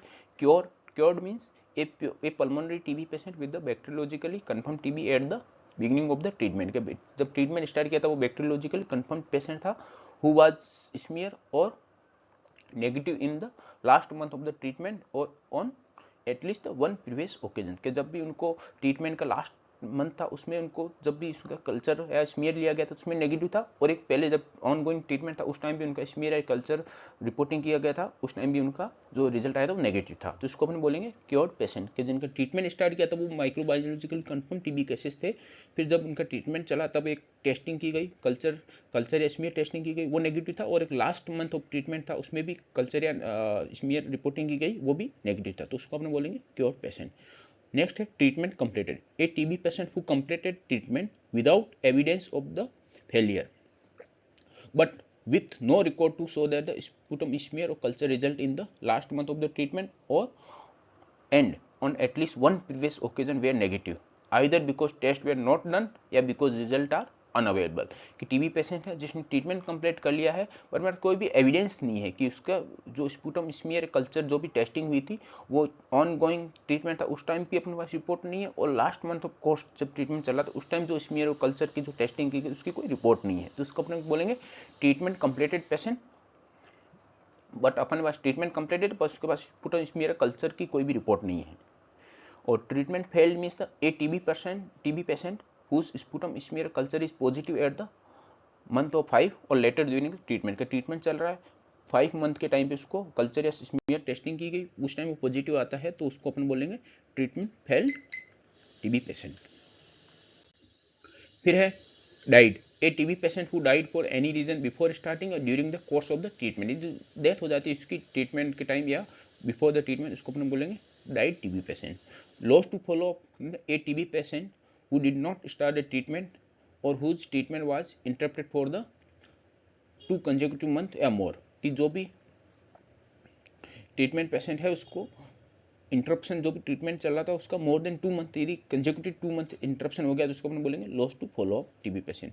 Not evaluated, a TB patient for whom no treatment outcome is assigned, this include the case transferred out to another treatment unit as well as case for the whom the treatment outcome is unknown to the reporting unit, कि TB patient था जिसका treatment start हुआ उसका मतलब या तो वो transfer हो गया किसी अदर जगह पे ट्रीटमेंट लेने लग गया, इसका कोई भी रिकॉर्ड या रिपोर्ट नहीं है अपने निक्से पोर्टल में। फिर है treatment success, the sum of the cure and treatment completed, जिसको अपन बोलते हैं ट्रीटमेंट सक्सेस, जिसका अपन क्योर भी हो गया और ट्रीटमेंट भी कंप्लीटेड हो गया, कि पूरा ट्रीटमेंट लिया, उसके बाद उसका जो स्पूटम स्मीयर या कल्चर सेंसिटिविटी टेस्ट था वो उसमें नेगेटिव आया है 2 टाइम, एक ऑन गोइंग ट्रीटमेंट के ड्यूरिंग और एक last month of course of treatment के टाइम पे जो टेस्टिंग की थी स्मीयर की या कल्चर की नेगेटिव है, जिसको हम बोलेंगे ट्रीटमेंट सक्सेस। फिर outcome for the reformation TB या एमडीआर टीबी या XDR TB patient treated using the second line treatment. तो इसमें क्योर्ड का मीन्स है treatment completed as recommended by the national policy without evidence of the failure and the 3 or more consecutive culture taken at least the 30 day apart are negative after the intensive phase. के इसमें cured patient जैसे अपन ने TB sensitive drug sensitive case में देखा था कि इसमें अपन को ट्रीटमेंट कंप्लीट कर लिया है, पर उसमें अपन को 2 कल्चर सैंपल लेने हैं, एक ऑनगोइंग ट्रीटमेंट के टाइम पे और एक last month of the treatment, दोनों नेगेटिव तो अपन उसको क्योर्ड बोलेंगे। इसमें क्या है, अपन को 3 कल्चर सैंपल लेने हैं, कंसेक्यूटिव कल्चर सैंपल लेने हैं और मंथली लेने हैं, कि उसमें गैप होना चाहिए, 30 डेज का गैप होना चाहिए, और ये सैंपल लेने after the intensive phase. Intensive phase complete होने के बाद अपन को सैंपल कलेक्ट करने, मतलब कंटिन्यूएशन फेज में 3 सैंपल कलेक्ट करने हैं और गैप होना चाहिए उनके 30 डेज का गैप होना चाहिए between the each sample for उसका टेस्टिंग करके यदि नेगेटिव आता है और ट्रीटमेंट उसका उसने कंप्लीट ट्रीटमेंट लिया, उसको हम क्योर्ड पेशेंट बोलेंगे। फिर ट्रीटमेंट कंप्लीटेड, मतलब means the treatment completed as recommended by the national policy without evidence of the failure but no record that 3 or more consecutive culture taken at least the 30 days apart are negative after the intensive phase. इसमें कोई भी अपने पास record नहीं है culture या sensitive culture या smear testing का, but उसमें ट्रीटमेंट वो कंप्लीट हो गया विदाउट एविडेंस ऑफ फेलियर। इसमें हम देखेंगे treatment failed TB resistant case, means the regimen change of the at least 2 anti TB drugs के रेजिमेन में चेंज हुआ, एटलीस्ट 2 एंटी टीबी ड्रग के रेजिमेन में चेंज हुआ, तो उसको अपन ट्रीटमेंट फेल्ड बोल सकते हैं। इसके क्या क्या रीजन हो सकते हैं, lack of conversion by the end of the intensive phase. Intensive phase में अपन ने जो कन्वर्जन था वो जो 2 सैंपल, जैसे अपन इसकी बात करें कन्वर्जन टू नेगेटिव, के culture is considered to have converted to negative when 2 consecutive culture taken at least the 30 days apart are found to be negative. कि अपन इंटेंसिव फेज में अपन ने 2 सैंपल लिए 30 डेज के गैप में, दोनों का रिजल्ट है वो नेगेटिव आया, और in such a case the specimen collection date of the first negative culture is use as a date of conversion. कि अपन डेट ऑफ कन्वर्जन कौन सी डेट यूज करेंगे, इसमें 2 सैंपल लिए, पर फर्स्ट सैंपल का जो अपने रिजल्ट आया था, फर्स्ट नेगेटिव कल्चर का जो रिजल्ट आया था वो डेट थी, उस अपन डेट को अपन बोलेंगे डेट ऑफ कन्वर्जन। यदि कन्वर्जन नेगेटिव नहीं होता है तो lack of conversion means the it's include called as a treatment failed cases. फिर नेक्स्ट है bacteriological reversion in the continuation phase after the conversion to the negative. कि अपन जो ट्रीटमेंट चल रहा था तो इंटेंसिव फेज में जो अपन ने उसका जो कन्वर्जन था वो 2 सैंपल अपने लिया, टेस्टिंग किया, उसका रिजल्ट वो नेगेटिव आ गया। फिर कंटिन्यूएशन फेज में अपन ने फिर से रिपीट सैंपल किया तो रिवर्जन हो गया, मतलब टेस्टिंग है वापस पॉजिटिव आ गई, टीबी पॉजिटिव आ गया इसमें। जैसे अपन देखें culture is considered to have reverted to positive when after initial conversion. Initial में तो वो नेगेटिव में कन्वर्ट हो गए थे, पर 2 consecutive culture taken at the at least 30 day apart are found to be positive. कि अपन ने जब कंटिन्यूएशन फेज में अपन 2 सैंपल वापस लिए तो जो कन्वर्जन नेगेटिव हुआ तो वापस पॉजिटिव रिवर्ट हो गया। For the purpose of the defining treatment failed reversion is considered only when it occur in the continuation phase. कि अपन इसको ट्रीटमेंट फेल्ड केसेस में कब इसको अपन डिफाइन करेंगे, जब इंटेंसिव फेज में जो 2 सैंपल लिए उसके 2 सैंपल का रिजल्ट आया वो नेगेटिव आया तो कन्वर्जन हो गया। अब उसका कंटिन्यूएशन फेज में अपने वापस 2 सैंपल लिए, दोनों का रिजल्ट अपन पॉजिटिव आ जाता तो केस है जो कन्वर्जन में इनिशियली कन्वर्ट हुआ तो वो वापस उसका रिवर्जन हो गया है। तो यदि रिवर्जन एब्सेंट है तो उसको अपन इन कंटिन्यूएशन फेज में तो उसको अपन ट्रीटमेंट फेल्ड केसेस में इंक्लूड करेंगे। Evidence of the additional acquired resistance to the fluoroquinol या सेकंड लाइन इंजेक्टेबल ड्रग। कि यदि किसी भी फ्लोरोक्विनोल या सेकंड लाइन इंजेक्टेबल ड्रग है जो ट्रीटमेंट चल रहा था और डीएसटी करने में किसी में भी रेजिस्टेंस पाया गया तो उसको अपन ट्रीटमेंट फेल्ड केसेस में इंक्लूड करेंगे। यदि एडवर्स ड्रग रिएक्शन हो गई किसी भी ड्रग की वजह से जिसकी वजह से अपन रेजिमेन चेंज करना पड़ा तो उसको भी अपन ट्रीटमेंट फेल्ड केसेस में इंक्लूड करेंगे। फिर है tools for the microbiological confirmation of TB cases. क्या अपन डायग्नोसिस लिए कौन कौन से कॉमनली टूल्स यूज करते हैं, तो smear microscopy for the acid fast bacilli. इसमें अपन 2 यूज करते हैं, sputum smear stained with the Ziehl Neelsen staining या fluorescence stained and examine under the direct indirect microscopy with without LED. Smear microscopy हो गया, कल्चर कर सकते हैं, सॉलिड कल्चर हो गया, जिसमें सॉलिड मीडिया यूज करते हैं लोवेंस्टीन जेनसन, या लिक्विड मीडिया हो गया Middlebrook using the manual semi automatic या automatic machine like BACTEC MGIT 90। तो ये सब कल्चर मेथड हो गया जिसमें सॉलिड और लिक्विड मीडिया है। कल्चर मीडिया है gold standard diagnostic for the TB cases. फिर है रैपिड डायग्नोस्टिक मोलिकुलर टेस्ट जिसमें कन्वेंशनल पीसीआर और रियल टाइम पीसीआर दो यूज करते हैं। Conventional PCR based the line probe assay for the mycobacteria tuberculosis complex, और real time PCR based nucleic acid amplification test जिसको CBNAAT बोलते हैं for mycobacteria tuberculosis complex. जैसे इसमें इसको अपन एग्जांपल जैसे बात करें जीन एक्सपर्ट की, तो ये सीबीनैट हो गया, ट्रूनैट हो गया, जो real time PCR based nucleic acid amplification test है, और कन्वेंशनल पीसीआर बेस्ड जो टेस्ट है वो एलपी हो गया। फिर अपन स्क्रीनिंग टेस्ट की बात करें, उसमें अपन रेडियोग्राफी यूज कर सकते हैं, x-ray, TST tuberculosis skin test use कर सकते हैं, और इंटरफेरॉन गामा रिलीज ऐसे यूज कर सकते हैं आईजीआर। ये अपन हाई रिस्क ग्रुप होते हैं उनमें अपन को टीबी इन्फेक्शन को डिटेक्ट करने के लिए अपन यूज करते हैं, जो जैसे high risk group HIV positive हो गया, और हाउस होल्ड कॉन्टैक्ट हो गया है, अदर रिस्क ग्रुप जिसमें ट्रांसप्लांटेशन या कोई भी उनको सिलिकोसिस वगैरह की डिजीज है उनमें अपन ये टेस्टिंग करते हैं।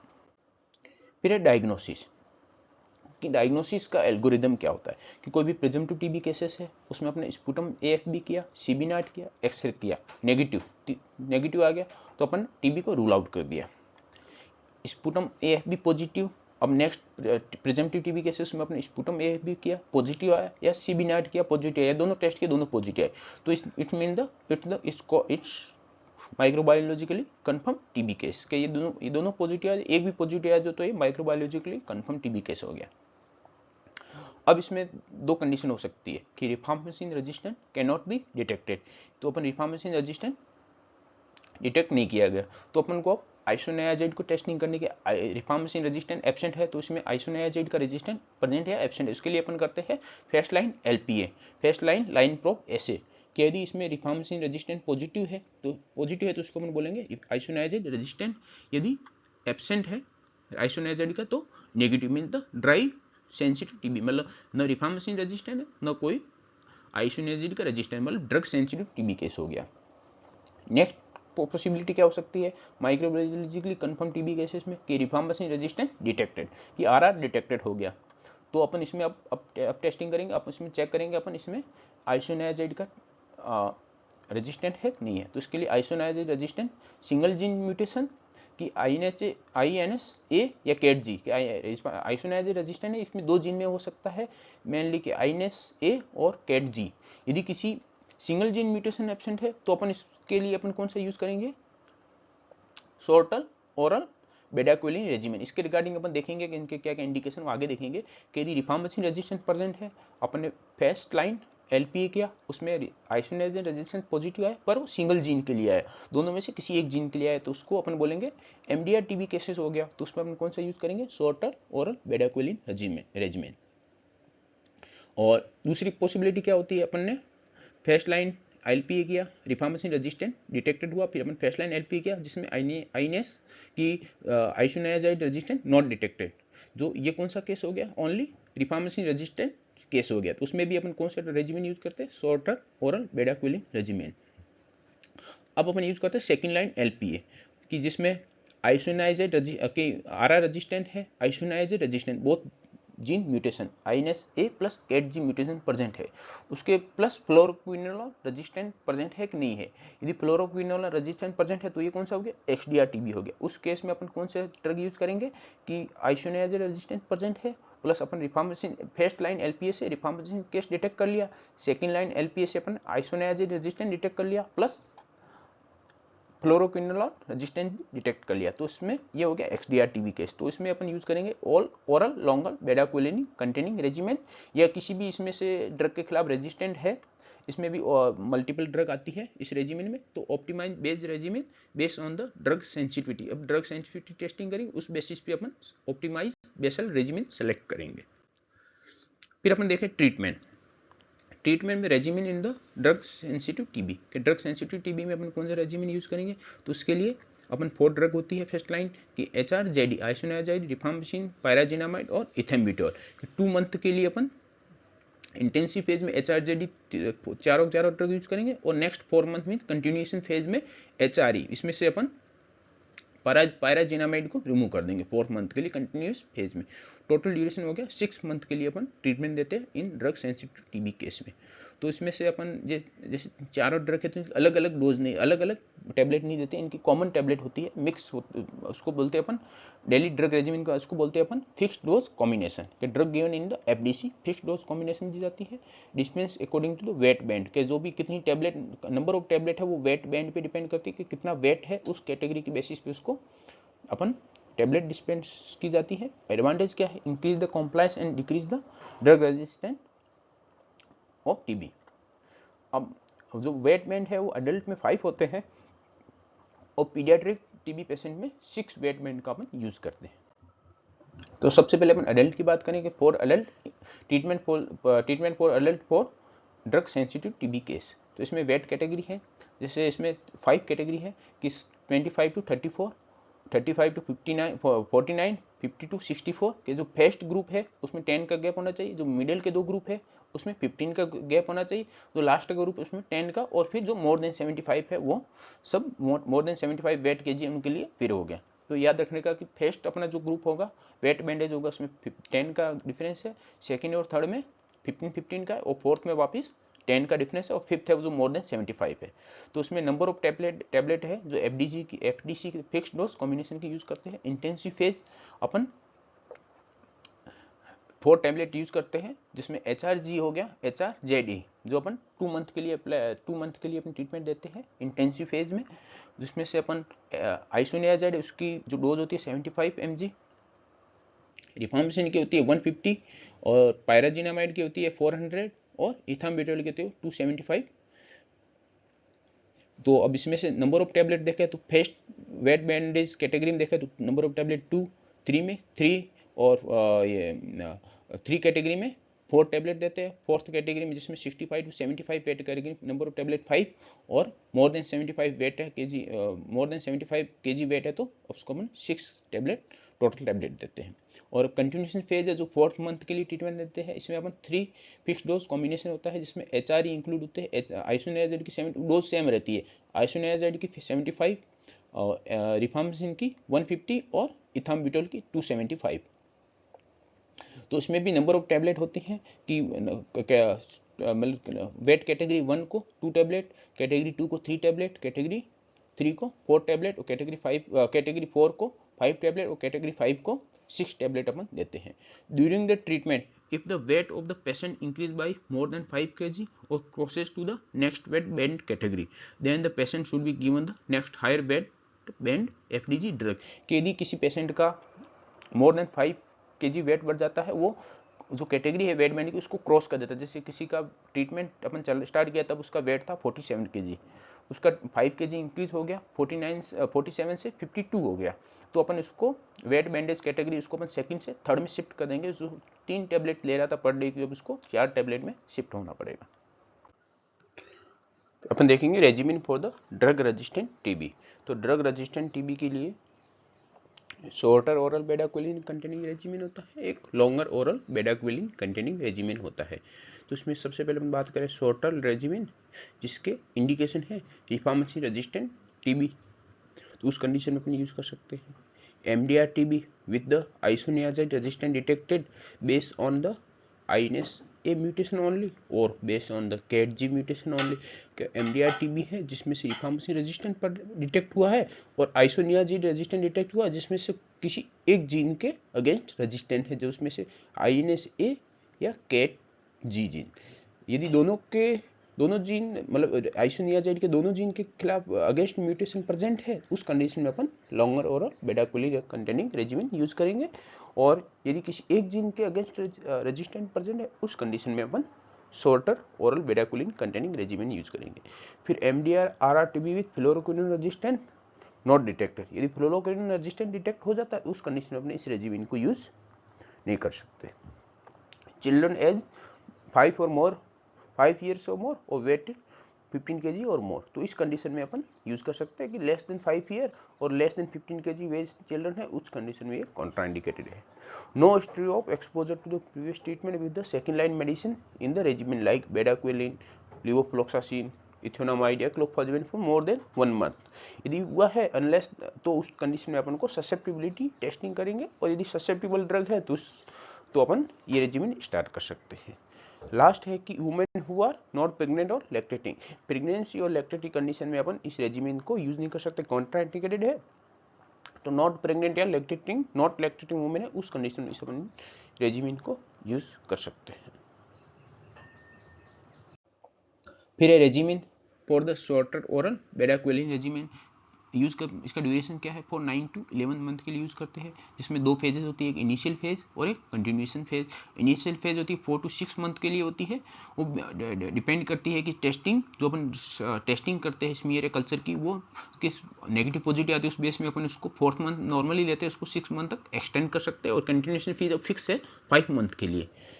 तो इसमें अपन इनिशियल फेज में जो ड्रग यूज करते हैं 7 ड्रग यूज करते हैं, इसकी ट्रिक है जी सॉब। जी सॉब से अपन याद कर सकते हैं, जी मन पायराजिनामाइड, ई मतलब इथाम्बिटोल, नेक्स्ट ई मीन्स इथोनामाइड, सी मतलब क्लोफाजिमाइन, और एच मतलब हाइडोस आइसोनियाजाइड, ओ मतलब लीवोफ्लॉक्सासिन, और बी मतलब बेडाक्वेलिन। और जो कंटिन्यूएशन फेज के लिए अपन ट्रीटमेंट यूज करते हैं, उसमें लिए अपन 4 ड्रग यूज करते हैं कोजी, जिसमें क्लोफाजिमाइन, लीवोफ्लॉक्सासिन, पायराजिनामाइड और इथाम्बिटोल यूज करते हैं। बाकी जो 3 ड्रग है उसको अपन फर्स्ट कैटेगरी इनिशियल फेज की उसको अपन रिमूव कर देते हैं।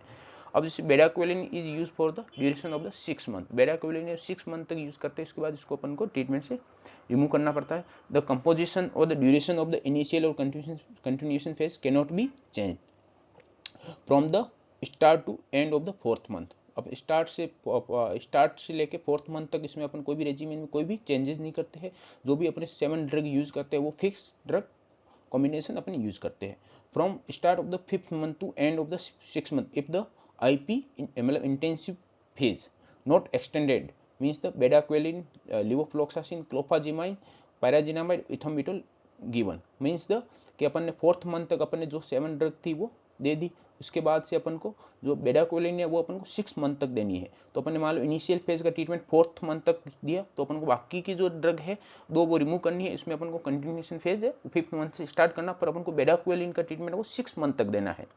तो इस केस में अपन जो ये कंटिन्यूएशन फेज का ट्रीटमेंट है, जैसे लिवोफ्लॉक्सासिन, क्लोफाजिमाइन, पायराजिनामाइड और इथाम्बिटोल, ये अपन को स्टार्ट कर देनी, उसके साथ बेडाक्वेलिन 2 मंथ तक यूज करनी है। From the start of the 7 month to end of the 9th month अपन को जो कंटिन्यूएशन फेज की जो 4 ड्रग है उसको अपन को यूज करना है। If the IP is extended up to the 6 month, then the all 3 drug means the bedaquiline, high dose of isoniazid, ethamine are stopped together. कि यदि अपन को इनिशियल फेज है उसको 6 मंथ तक एक्सटेंड कर देते हैं, तो जो भी ये 7 ड्रग है उसको अपन 6 मंथ तक अपन एक्सटेंड कर दिया, और 6 मंथ के बाद अपन कंटिन्यूएशन फेज स्टार्ट करेंगे, जिसमें अपन एक साथ तीनों ड्रग को हाई डोज ऑफ आइसोनियाजाइड और इथोनामाइड और प्लस बेडाक्वेलिन तीनों को एक साथ स्टॉप करेंगे। यदि अपन इनिशियल फेज अपन 4th मंथ तक ट्रीटमेंट देते हैं, उस कंडीशन में अपन बेडाक्वेलिन को अपन नेक्स्ट 2 मंथ के लिए कंटिन्यू रखेंगे, पर हाई डोज ऑफ आइसोनियाजाइड और इथोनामाइड को अपन स्टॉप कर देंगे 4 मंथ के बाद। फिर है लॉन्गर ओरल बेडाक्वेलिन MDR या XDR कंटेनिंग रेजिमेन। इसके अंदर अपन grouping of the medicine recommended for the use in the longer MDR TB regimen. इसमें लॉन्गर TB MDR रेजिमेन के अपन जो भी बनाते हैं रेजिमेन, उसके लिए 3 कैटेगरी होती है, ग्रुप A, ग्रुप B और ग्रुप C। ग्रुप E की ड्रग है लिवोफ्लॉक्सासिन या मॉक्सीफ्लॉक्सासिन, बेडाक्वेलिन या लिनेजोलिड। जो भी रेजिमेन होगा उसमें अपन ऑल 3 मेडिसिन को इंक्लूड करेंगे। फिर ग्रुप बी है, इसमें एड 1 और बोथ मेडिसिन। ग्रुप बी में क्लोफाजिमाइन प्लस साइक्लोसेरिन या टेरिजिडोन आते हैं, तो इसमें ग्रुप बी में एक या दोनों मेडिसिन को इंक्लूड करेंगे। तो जो भी इसका रेजिमेन बना उसमें अपन ने ग्रुप ए की तीनों मेडिसिन को इंक्लूड करना है, ग्रुप बी की 1 या 2 दोनों में से एक भी यूज कर सकते हो, 2 भी यूज कर सकते हो। ग्रुप सी की कंडीशन या ग्रुप ए या ग्रुप में किसी के खिलाफ रेजिस्टेंट है, किसी के अगेंस्ट मेडिसिन के अगेंस्ट रेजिस्टेंट है, उस केस में अपन ग्रुप सी की मेडिसिन को इंक्लूड कर सकते हैं। फिर longer oral bedaquiline MDR XDR containing regimen given in the rifampicin plus isoniazid resistance cases है, जिसमें आइसोनियाजाइड के बोथ जीन के इंक्लूडेड है, आइनेस ए और कैट जीन दोनों जीन के खिलाफ रेजिस्टेंट है आइसोनियाजाइड प्लस रिफाम्पिसिन। ये MDR के केसेस है, उस केस में अपन लॉन्गर ओरल बेडाक्वेलिन यूज करेंगे। सॉर्टर किस में करेंगे, जिसमें रिफार्मेसिन प्लस आइसोनियाजाइड के किसी एक जीन का म्यूटेशन है, उसमें अपन सॉर्टर यूज करेंगे। रिफार्मेसिन प्लस आइसोनियाजाइड के बोथ जीन के खिलाफ रेजिस्टेंट है तो उस केस में अपन longer oral bedaquiline MDR XDR continuing regimen use करेंगे। और प्लस नेक्स्ट और इंडिकेशन के एनी फ्लोरोक्विनोलोन रेजिस्टेंट है, उस केस में भी अपन longer oral bedaquiline regimen use करेंगे। कोर्स है वो 18 to 20 मंथ के लिए ड्यूरेशन होता है। इसमें एक इंटेंसिव या कंटिन्यूएशन फेज नहीं होता है कि आपको जो भी प्रॉपर रेजिमेन है वो 18 to 20 मंथ तक यूज करना है। इसके अंदर ड्रग आती है, उसको अपन ऐसे याद कर सकते हैं BCL कि B है जो सिंगल है, C2 है और L2 है। B means bedaquiline, C means cycloserine, C means clofazimine, L means linezolid और L मीन्स लिवोफ्लोक्सासिन। कि ये लिनेजोलिड, लिवोफ्लोक्सासिन और बेडाक्विलिन फर्स्ट ग्रुप की ड्रग है और साइक्लोसेरिन और क्लोफाजेमाइन है वो सेकंड ग्रुप की ड्रग है। तो इसमें टोटल 5 ड्रग यूज करते हैं लॉन्गर ओरल बेडाक्विलिन में, जिसकी अपन ट्रिक है BCL2, BC2L2 कि C2 है साइक्लोसेरिन क्लोफाजेमाइन, L2 है लिनेजोलिड और लिवोफ्लोक्सासिन। जो इसमें और लॉन्गर ओरल में कंटिन्यूएशन या इंटेंसिव फेज नहीं होते, इसमें कंटिन्यूस ट्रीटमेंट चलता है। पर जो अपन बेडाक्विलिन यूज करते हैं will be given for the 6 month और extended beyond the 6 month as a exception, कि कोई भी कंडीशन होती है उसमें अपन एक्सटेंड कर सकते हैं। तो 6 मंथ के लिए यूज करते हैं बेडाक्विलिन, उसके बाद रेजिमेन से अपन बेडाक्विलिन को रिमूव कर देते हैं, उसके बाद C2L2 है वो 18 to 20 मंथ तक कंटिन्यू रखते हैं। Pyridoxine to be given to all drug resistant TB patient as per the weight band, के वेट बैंड की वजह से अपन ड्रग रेजिस्टेंट टीबी केसेस उसमें सब में अपन को पायरिडोक्सिन की रिक्वायरमेंट होती है। फिर है नेक्स्ट है ओरल रेजिमिन, जैसे अपन ने बात की थी कि आइसोनियाजाइड मोनो रेजिस्टेंट, यदि आइसोनियाजाइड सिंगल ड्रग के खिलाफ रेजिस्टेंट या poly drug resistant other than the isoniazid या रिफार्मेसिन, उस कंडीशन में अपन क्या ट्रीटमेंट दे सकते हैं। तो उस कंडीशन में ट्रीटमेंट है ड्यूरेशन वो 6 मंथ है, उसके लिए ड्रग यूज करते हैं, उसकी ट्रिक है जीरो। तो अपने जीसोब, कोजी और जीरो और BC2L2 ये ट्रिक हो गई ड्रग रेजिस्टेंट टीबी केस के लिए। इसमें जेड का मतलब है पायराजिनामाइड, ई का मतलब है इथाम्बिटोल, रिफाम्पिसिन और लिवोफ्लोक्सासिन, जो 4 मेडिसिन का कॉम्बिनेशन देते हैं 6 मंथ के लिए आइसोनियाजाइड मोनो रेजिस्टेंट या पॉली ड्रग रेजिस्टेंट केस में। फिर अभी न्यू रेजिमेन इंक्लूड किया गया है जिसको अपन बोलते हैं BPAM regimen. This is from the TB practical या genics TB trial by the WHO, जिसमें ट्रायल किया गया TB practical genics TB trial में WHO से, उसमें सक्सेस हुआ तो उसको यूज किया जा रहा है। The union of the ministry of health and family welfare of India has also approved the introduction of the BPAM regimen, क्या इंडिया में भी BPAM रेजिमेन है वो यूज होने लगा है। BPAM is a 4 drug combination all oral regimen for the multi drug resistant या rifampicin resistant TB cases के, इसके अपन MDR या RR-TB केसेस में अपन यूज कर सकते हैं। और BPAM में क्या क्या ड्रग, कौन कौन सी ड्रग होती है, bedaquiline, PA means pretomanid, L means linezolid और M मीन्स द मोक्सीफ्लोक्सासिन। और ड्यूरेशन क्या है इसकी 6 मंथ के लिए अपन यूज करते हैं। If moxifloxacin can not be use due to resistant और contraindication the regimen is called BPAL, कि अपन यदि मोक्सीफ्लोक्सासिन के अगेंस्ट रेजिस्टेंट या कुछ भी प्रॉब्लम है, कॉन्ट्राइंडिकेशन या कुछ भी है, तो उस वजह से अपन इसको एक्सक्लूड करते हैं, बाकी BPAL रेजिमेन यूज करते हैं। ड्यूरेशन है 6 मंथ, टोटल ड्यूरेशन है BPAM रेजिमेन की, can be extended to 9 month if needed for the extensive disease और BPAL रेजिमेन, कि कोई भी डिजीज एक्सटेंसिव केस में अपन इसको ड्यूरेशन को एक्सटेंड कर सकते हैं 9 मंथ तक, या अपन BPAM की जगह BPAL रेजिमेन यूज कर रहे हैं जिसमें मोक्सीफ्लोक्सासिन यूज नहीं कर रहे, उस टाइम पे अपन को जो रेजिमेन है वो 9 मंथ तक ड्यूरेशन को अपन को एक्सटेंड करना पड़ता है।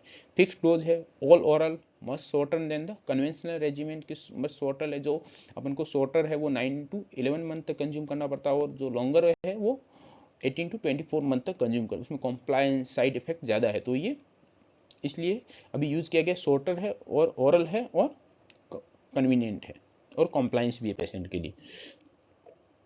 अब इसके इंडिकेशन क्या क्या है BPAM रेजिंग के, पल्मोनरी टीबी केसेस और all form of extra pulmonary TB cases except the TB involving the CNS, osteoarticular TB और डिसएमिनेटेड मींस मिलियरी टीबी, इन तीनों कंडीशन में अपन BPAM रेजिमेन यूज नहीं करते, बाकी सब फॉर्म में अपन ये BPAM रेजिमेन यूज कर सकते हैं। पेशेंट इज एज 14 ईयर और ओल्डर, क्या इसमें 14 ईयर से लेस है, इसमें कॉन्ट्राइंडिकेटेड है, जो एज है वो 14 या मोर देन 14 होनी चाहिए।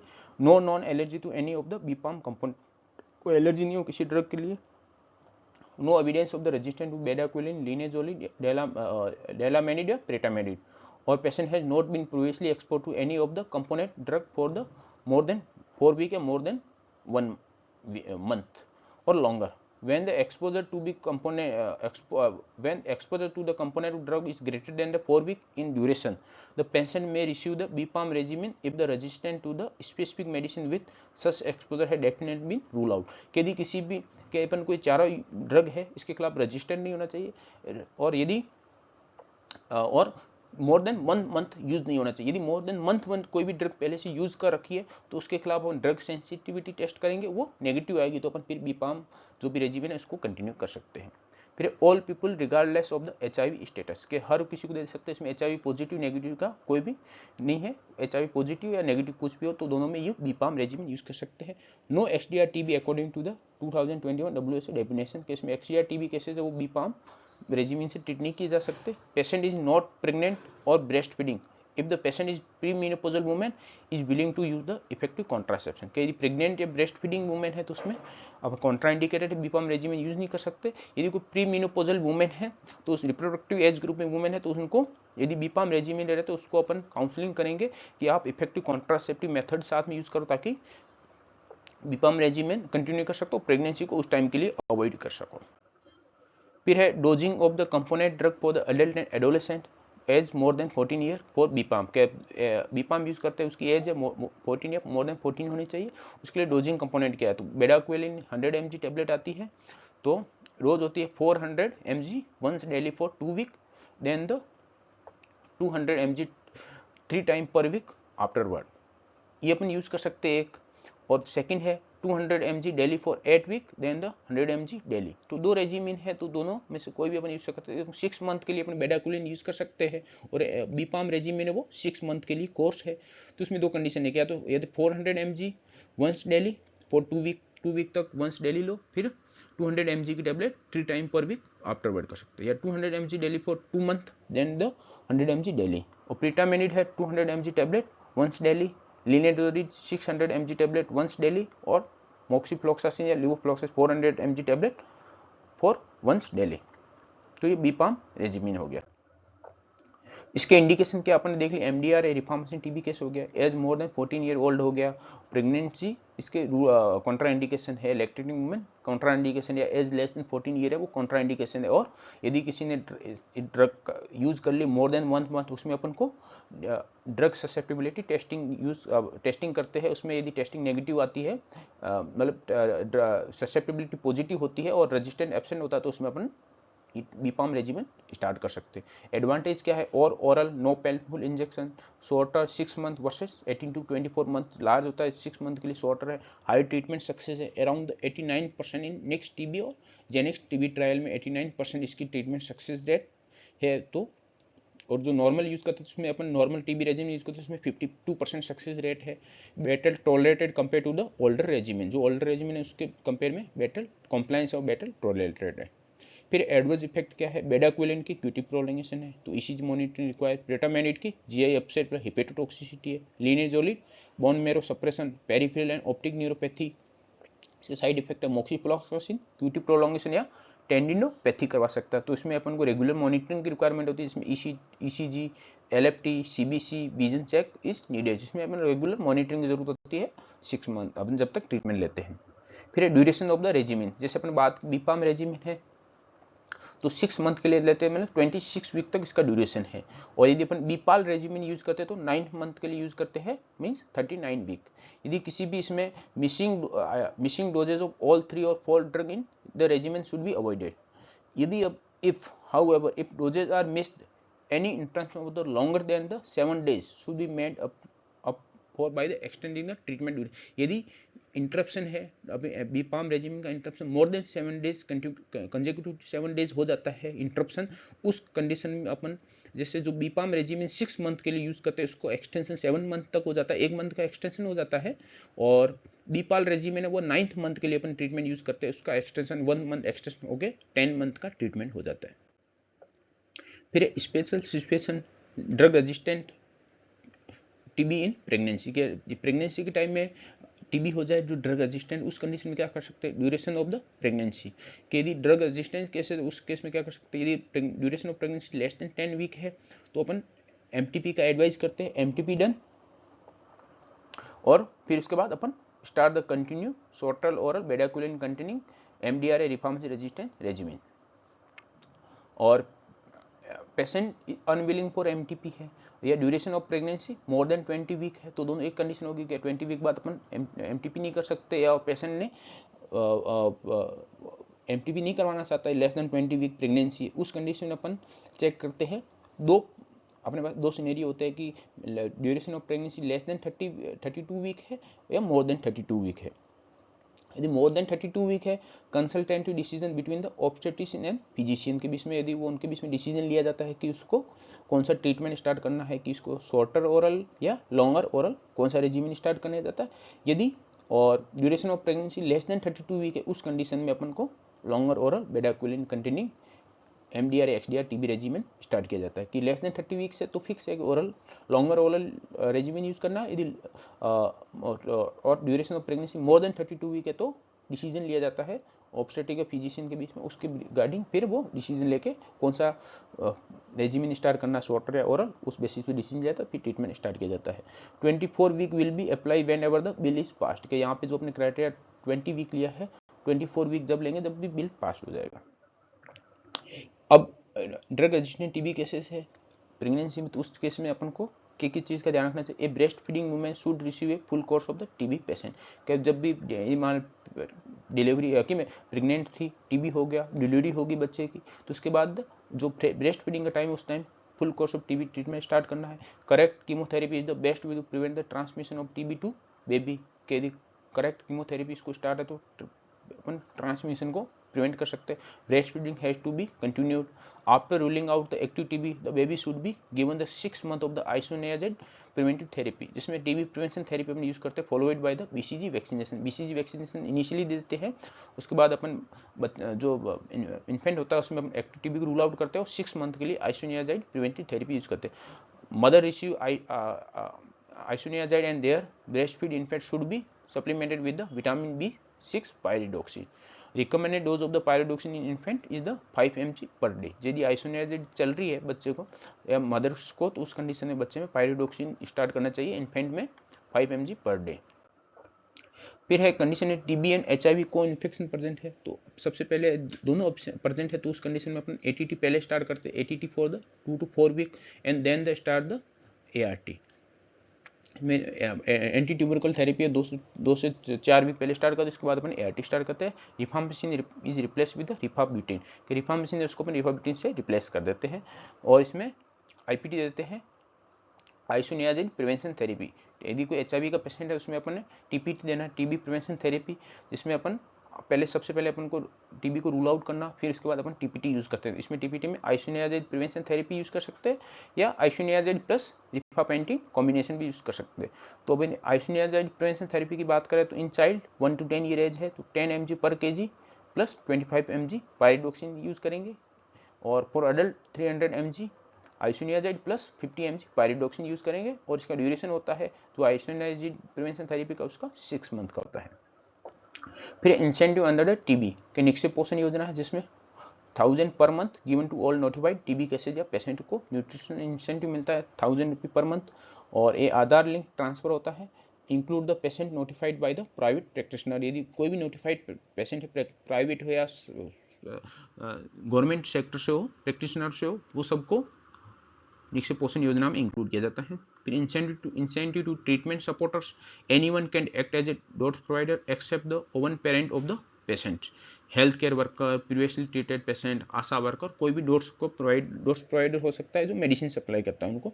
Dose provider who insured the treatment completion new या प्रीवियसली ट्रीटेड केसेज, उसको 1000 रुपये इंसेंटिव मिलता है। Drug resistant TB cases MDR XDR है तो उस कंडीशन में 5000 मिलता है, 2000 आफ्टर द आईपी फेज और 3000 after the complete of the CP phase. Any person from the community who helped in detecting the presumptive TB cases will get a incentive of the 500। ये अपने पहले की slide में देखा था कि 500 यदि आशा प्रिजम्पटिव टीबी केस को नोटिफाई करती है या कोई भी कम्युनिटी मेंबर करता है तो उसको 500 इंसेंटिव मिलता है। नेक्स्ट है incentives for the private practitioner on notifying the TB case of the TB 500 notification के टाइम मिलते हैं, on notifying the treatment completion तो 500 ट्रीटमेंट कंप्लीशन मिलते हैं। Total incentive for complete case 1000 rupees. Duration can be notify TB cases up to the 30 days कि जब भी treatment जब भी नोटिफाइड टीबी केस को आइडेंटिफाई किया उसको विद इन 30 डेज उसको नोटिफिकेशन देना पड़ेगा, नोटिफाई करना पड़ेगा। यदि नोटिफाई फेल हो जाता है, if fail it is punishable offence under the IPC 269 and 70, fine up to the 10,000 और इम्प्लीमेंट फॉर 6 मंथ। फिर है टेक्नोलॉजी बेस्ड इनिशिएटिव, जैसे नई नई टेक्नोलॉजी आई है जिसका यूज किया जा रहा है एनटीपी, वो कौन सी है? निक्से पोर्टल है जो health management information system for the TB patient के लिए। A real time case based web platform for TB surveillance, patient management, reporting and compliance of the treatment, सब कुछ इसके ऊपर एंट्री किया जाता है। Use for notifying TB case, monitoring TB adherence and direct benefit transfer under the Nikshay Poshan Yojana, उसके लिए भी निक्सर पोर्टल का यूज किया जाता है जिसमें भी ये सब कुछ इंक्लूड रहता है। फिर निक्से पोषण योजना जिसमें डायरेक्ट बेनिफिट ट्रांसफर किया जाता है और nutritional support money to the TB patient, उसमें 1000 पर मंथ प्रोवाइड किए जाते हैं टीबी पेशेंट को।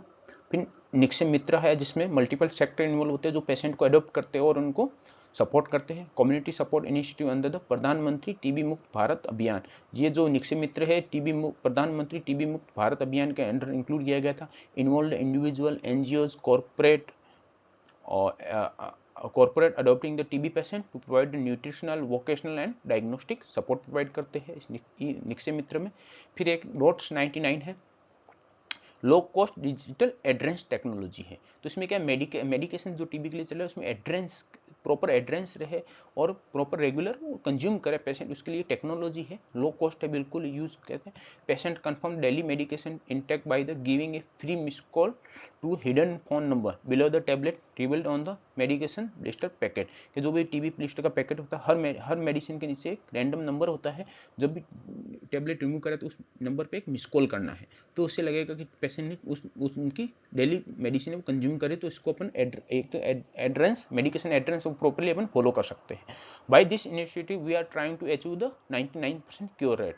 डॉट्स 99 का मीन्स यही है कि डॉट्स के थ्रू अपन 99% क्योर रेट कर सकते हैं। वो कब कर सकते हैं? जब उसका मेडिकेशन एड्रेस है वो 100% हो, और उसको अपन कैसे फॉलो कर सकते हैं? हर यदि मिस कॉल नहीं आ रहा है तो अपन को कैसे लगे, क्या हमको पता चल जाएगा कि पेशेंट, उस टीबी पेशेंट ने आज के दिन ड्रग कंज्यूम नहीं किए। This initiative best for the consumer compliance, consumer compliance के लिए बेस्ट कॉम्प्लायंस है कि कोई ईजी है, सीधा कॉल करना है एक नंबर पे। फिर है MERM, medication event reminder monitor, smart pill box, GPS enable box that remind the patient to take medicine के बॉक्स होता है। इसमें से पूरा पेशेंट को रिमाइंडर होता है जिसमें सेट होता है कि आज आपके समय, अब टाइम हो गया, आप आज की मेडिसिन लेनी है। Record each time the box is open and helping the monitor ordinance, कि जब भी ओपन होता है तो उस टाइम को रिकॉर्ड किया जाता है कि अभी ओपन हुआ है और टेबलेट ले ली, तो उसको एड्रेंस को एकदम मॉनिटर किया जाता है और प्रॉपर मेडिकेशन एड्रेंस इसमें होता है। दिस इन्फॉर्म द निक्से पोर्टल, लेकिन जो भी बॉक्स ओपन होता है तो भी इसका रिकॉर्ड होता है, वो निक्से पोर्टल पे इन्फॉर्म होता है कि बॉक्स ओपन किया और मेडिसिन ले ली। फिर एक AI and digital diagnostic use of the artificial intelligence in the interpreting digital chest x-ray, एक डिजिटल चेस्ट एक्सरे की पोर्टेबल मशीन होती है जिसमें चेस्ट एक्सरे लिया जाता है, उसको AI के थ्रू उसको इंटरप्रेट किया जाता है। तो ये टीबी डिटेक्शन में अपन रैपिड या फास्टर डिटेक्ट कर सकते हैं टीबी को। Integration with the molecular taste like the CBNAT या TrueNAT के साथ इसको इंटीग्रेट किया जाता है, AI या डिजिटल डायग्नोस्टिक चेस्ट एक्सरे। फिर है GIS मैपिंग, मतलब geographic information system for the identified TB hotspot, helping in the targeted intervention and resource allocation, के इसको अपन GIS मैपिंग के थ्रू अपन आइडेंटिफाई कर सकते हैं कि कौन कौन से एरिया है जो जहाँ पे टीबी हॉटस्पॉट है, मोस्ट कॉमनली टीबी के केस पाए जाते हैं, उसको अपन आइडेंटिफाई। निक्स से SMS अलर्ट है, automated SMS reminder for patient about the drug intake, follow-up and DBT credited, जब भी ड्रग इंटेक या फॉलोअप्स के जो भी कब फॉलोअप करना है, DBT क्रेडिटेड कब हुआ, तो उसके रिगार्डिंग एक मैसेज आता है, ऑटोमेटिक SMS रिमाइंडर होता है ये। Also use to notify the health care worker for the missed dose, यदि कोई पेशेंट ने मिस्ड डोज यूज नहीं किए और मिस्ड डोज को मिस्ड कर दिया है, उस केस में हेल्थ केयर को भी नोटिफिकेशन जाता है से SMS अलर्ट के थ्रू कि इस पेशेंट ने का ड्रग एड्रेस प्रॉपरली नहीं है, इंटरप्टेड ड्रग कंजम्पशन है। फिर नेक्स्ट है कि न्यू रिसर्च मोडेलिटीज़ क्या क्या है। डायग्नोस्टिक की मैं बात करें, मोलिकुलर टेस्ट आया, ट्रू नाट आया, सीबी नाट आया, GeneXpert, rapid molecular diagnostic test detecting the mycobacterium tuberculosis and rifampicin resistant. फिर लाइन प्रोब ऐसे आया, use for detection of the MDR TB and XDR TB. Isoniazid हो गया, फ्लोरोक्विनोल resistant हो गया, उसको डिटेक्ट करने में एलपी हेल्प करता है। फिर होल जीनोमिक सीक्वेंसिंग आई, research and pilot use for the drug resistant prediction, different type of mutation and surveillance of the TB strain. के WGS आया, उसका यूपन के टीबी स्ट्रेन में सर्वेलेंस कर सकते हैं कि उनमें क्या चेंजेस हो रहे हैं, क्या म्यूटेशन हो रहे हैं, और डिफरेंट टाइप ऑफ म्यूटेशन क्या, और उसको अपन प्रॉपरली सर्विलेंस या डिटेक्ट कर सकते हैं होल जीनोम सीक्वेंसिंग के थ्रू। फिर AI इनेबल्ड चेस्ट एक्सरे है, जिसके बारे में अपन देखा कि artificial software integrated digital radiography for screening of the presumed TB cases in high burden area में यदि स्क्रीनिंग करनी है तो उस कंडीशन में अपन चेस्ट एक्सरे का यूज करते हैं, जो डिजिटल पोर्टेबल एक एक्सरे होता है जिसका इंटरप्रिटेशन आर्टिफिशियल इंटेलिजेंस के थ्रू होता है। फिर यूरिन LAM टेस्ट है, being the explored in the HIV TB co-infected patient for the earlier diagnosis। यदि किसी को HIV है, वो TB हो जाता है, तो उसमें नॉर्मल टेस्ट से अपन डिटेक्ट नहीं कर सकते, उस कंडीशन में अपन यूरिन LAM टेस्ट के थ्रू TB को डिटेक्ट कर सकते हैं।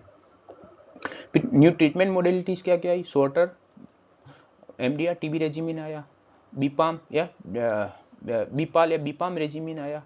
फिर होस्ट डायरेक्टेड थेरेपीज आई, जिसमें trial exploring use of the adjunct therapies like the immunomodulator, vitamin D, statins, जो भी टीबी के पेशेंट में डिटेक्ट कर सकते ताकि वो एडजुवेंट का काम कर सकते हो, इम्यूनिटी को बूस्टर कर सके।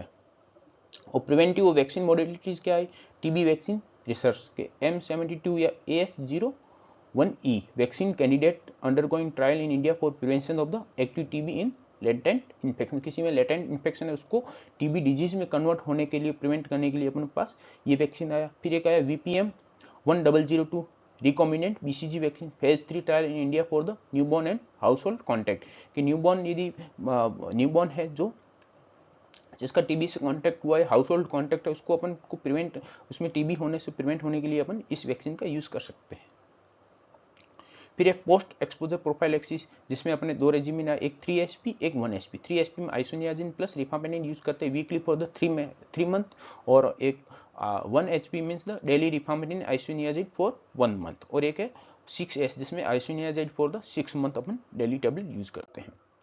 फिर ऑपरेशनल और इम्प्लीमेंटेशन रिसर्च क्या क्या भी, डिफरेंशिएटेड केयर मॉडल, जैसे research on the patient centric care, community DOTS, family DOTS basis पे। Socio behaviour research, studying the stigma, treatment the default and way to enhance the treatment adherence. फिर nutritional research भी, जिसमें विकसित पोषण योजना आई, और energy dense nutrition supplementation on the TB treatment outcome. फिर integration research हुआ, जिसमें linkage of the TB HIV, TB diabetes और टीबी टोबैको या टीबी सिलिकोसिस इंटरवेंशन को आपस में इंटरलिंक किया गया। फिर लास्ट में अपने जो कोई भी प्रोग्राम होता है उसका ऑर्गेनाइजेशनल सेटअप होता है, जैसे इसमें बात करें ministry of health and family welfare, फिर अपन नेशनल लेवल टीबी डिवीजन तो नेशनल टीबी ऑफिसर हो गया वहाँ पे, फिर स्टेट टीबी सेल पे स्टेट टीबी ऑफिसर हो गया वहाँ पे, 37 स्टेट या यूनियन टेरिटरी होगी। फिर इसमें डिस्ट्रिक्ट टीबी सेंटर पे जो 367 है, हर डिस्ट्रिक्ट टीबी ऑफिसर हो गया। फिर टीबी यूनिट हो गया, पर टीबी यूनिट कितनी पॉपुलेशन को कवर करता है, 1/1.5 to 2.5 लाख पॉपुलेशन, एक TB unit 1.5 to 2.5 lakh population को कवर करता है। फिर है DMC डेजिग्नेटेड माइक्रोस्कोपी सेंटर, वो कितनी पॉपुलेशन को कवर करता है, 50,000 to 1 लाख पॉपुलेशन को। और फिर लास्ट में पेरिफेरल हेल्थ इंस्टीट्यूट, जैसे अपन ट्यूबरकुलोसिस यूनिट की बात करें, present at the level of the CSC community health centre के लेवल पे प्रेजेंट होता है, और प्रेजेंट पर 1 to 2 लाख पॉपुलेशन को कवर करता है। It has the senior treatment supervisor and the senior TB lab supervisor.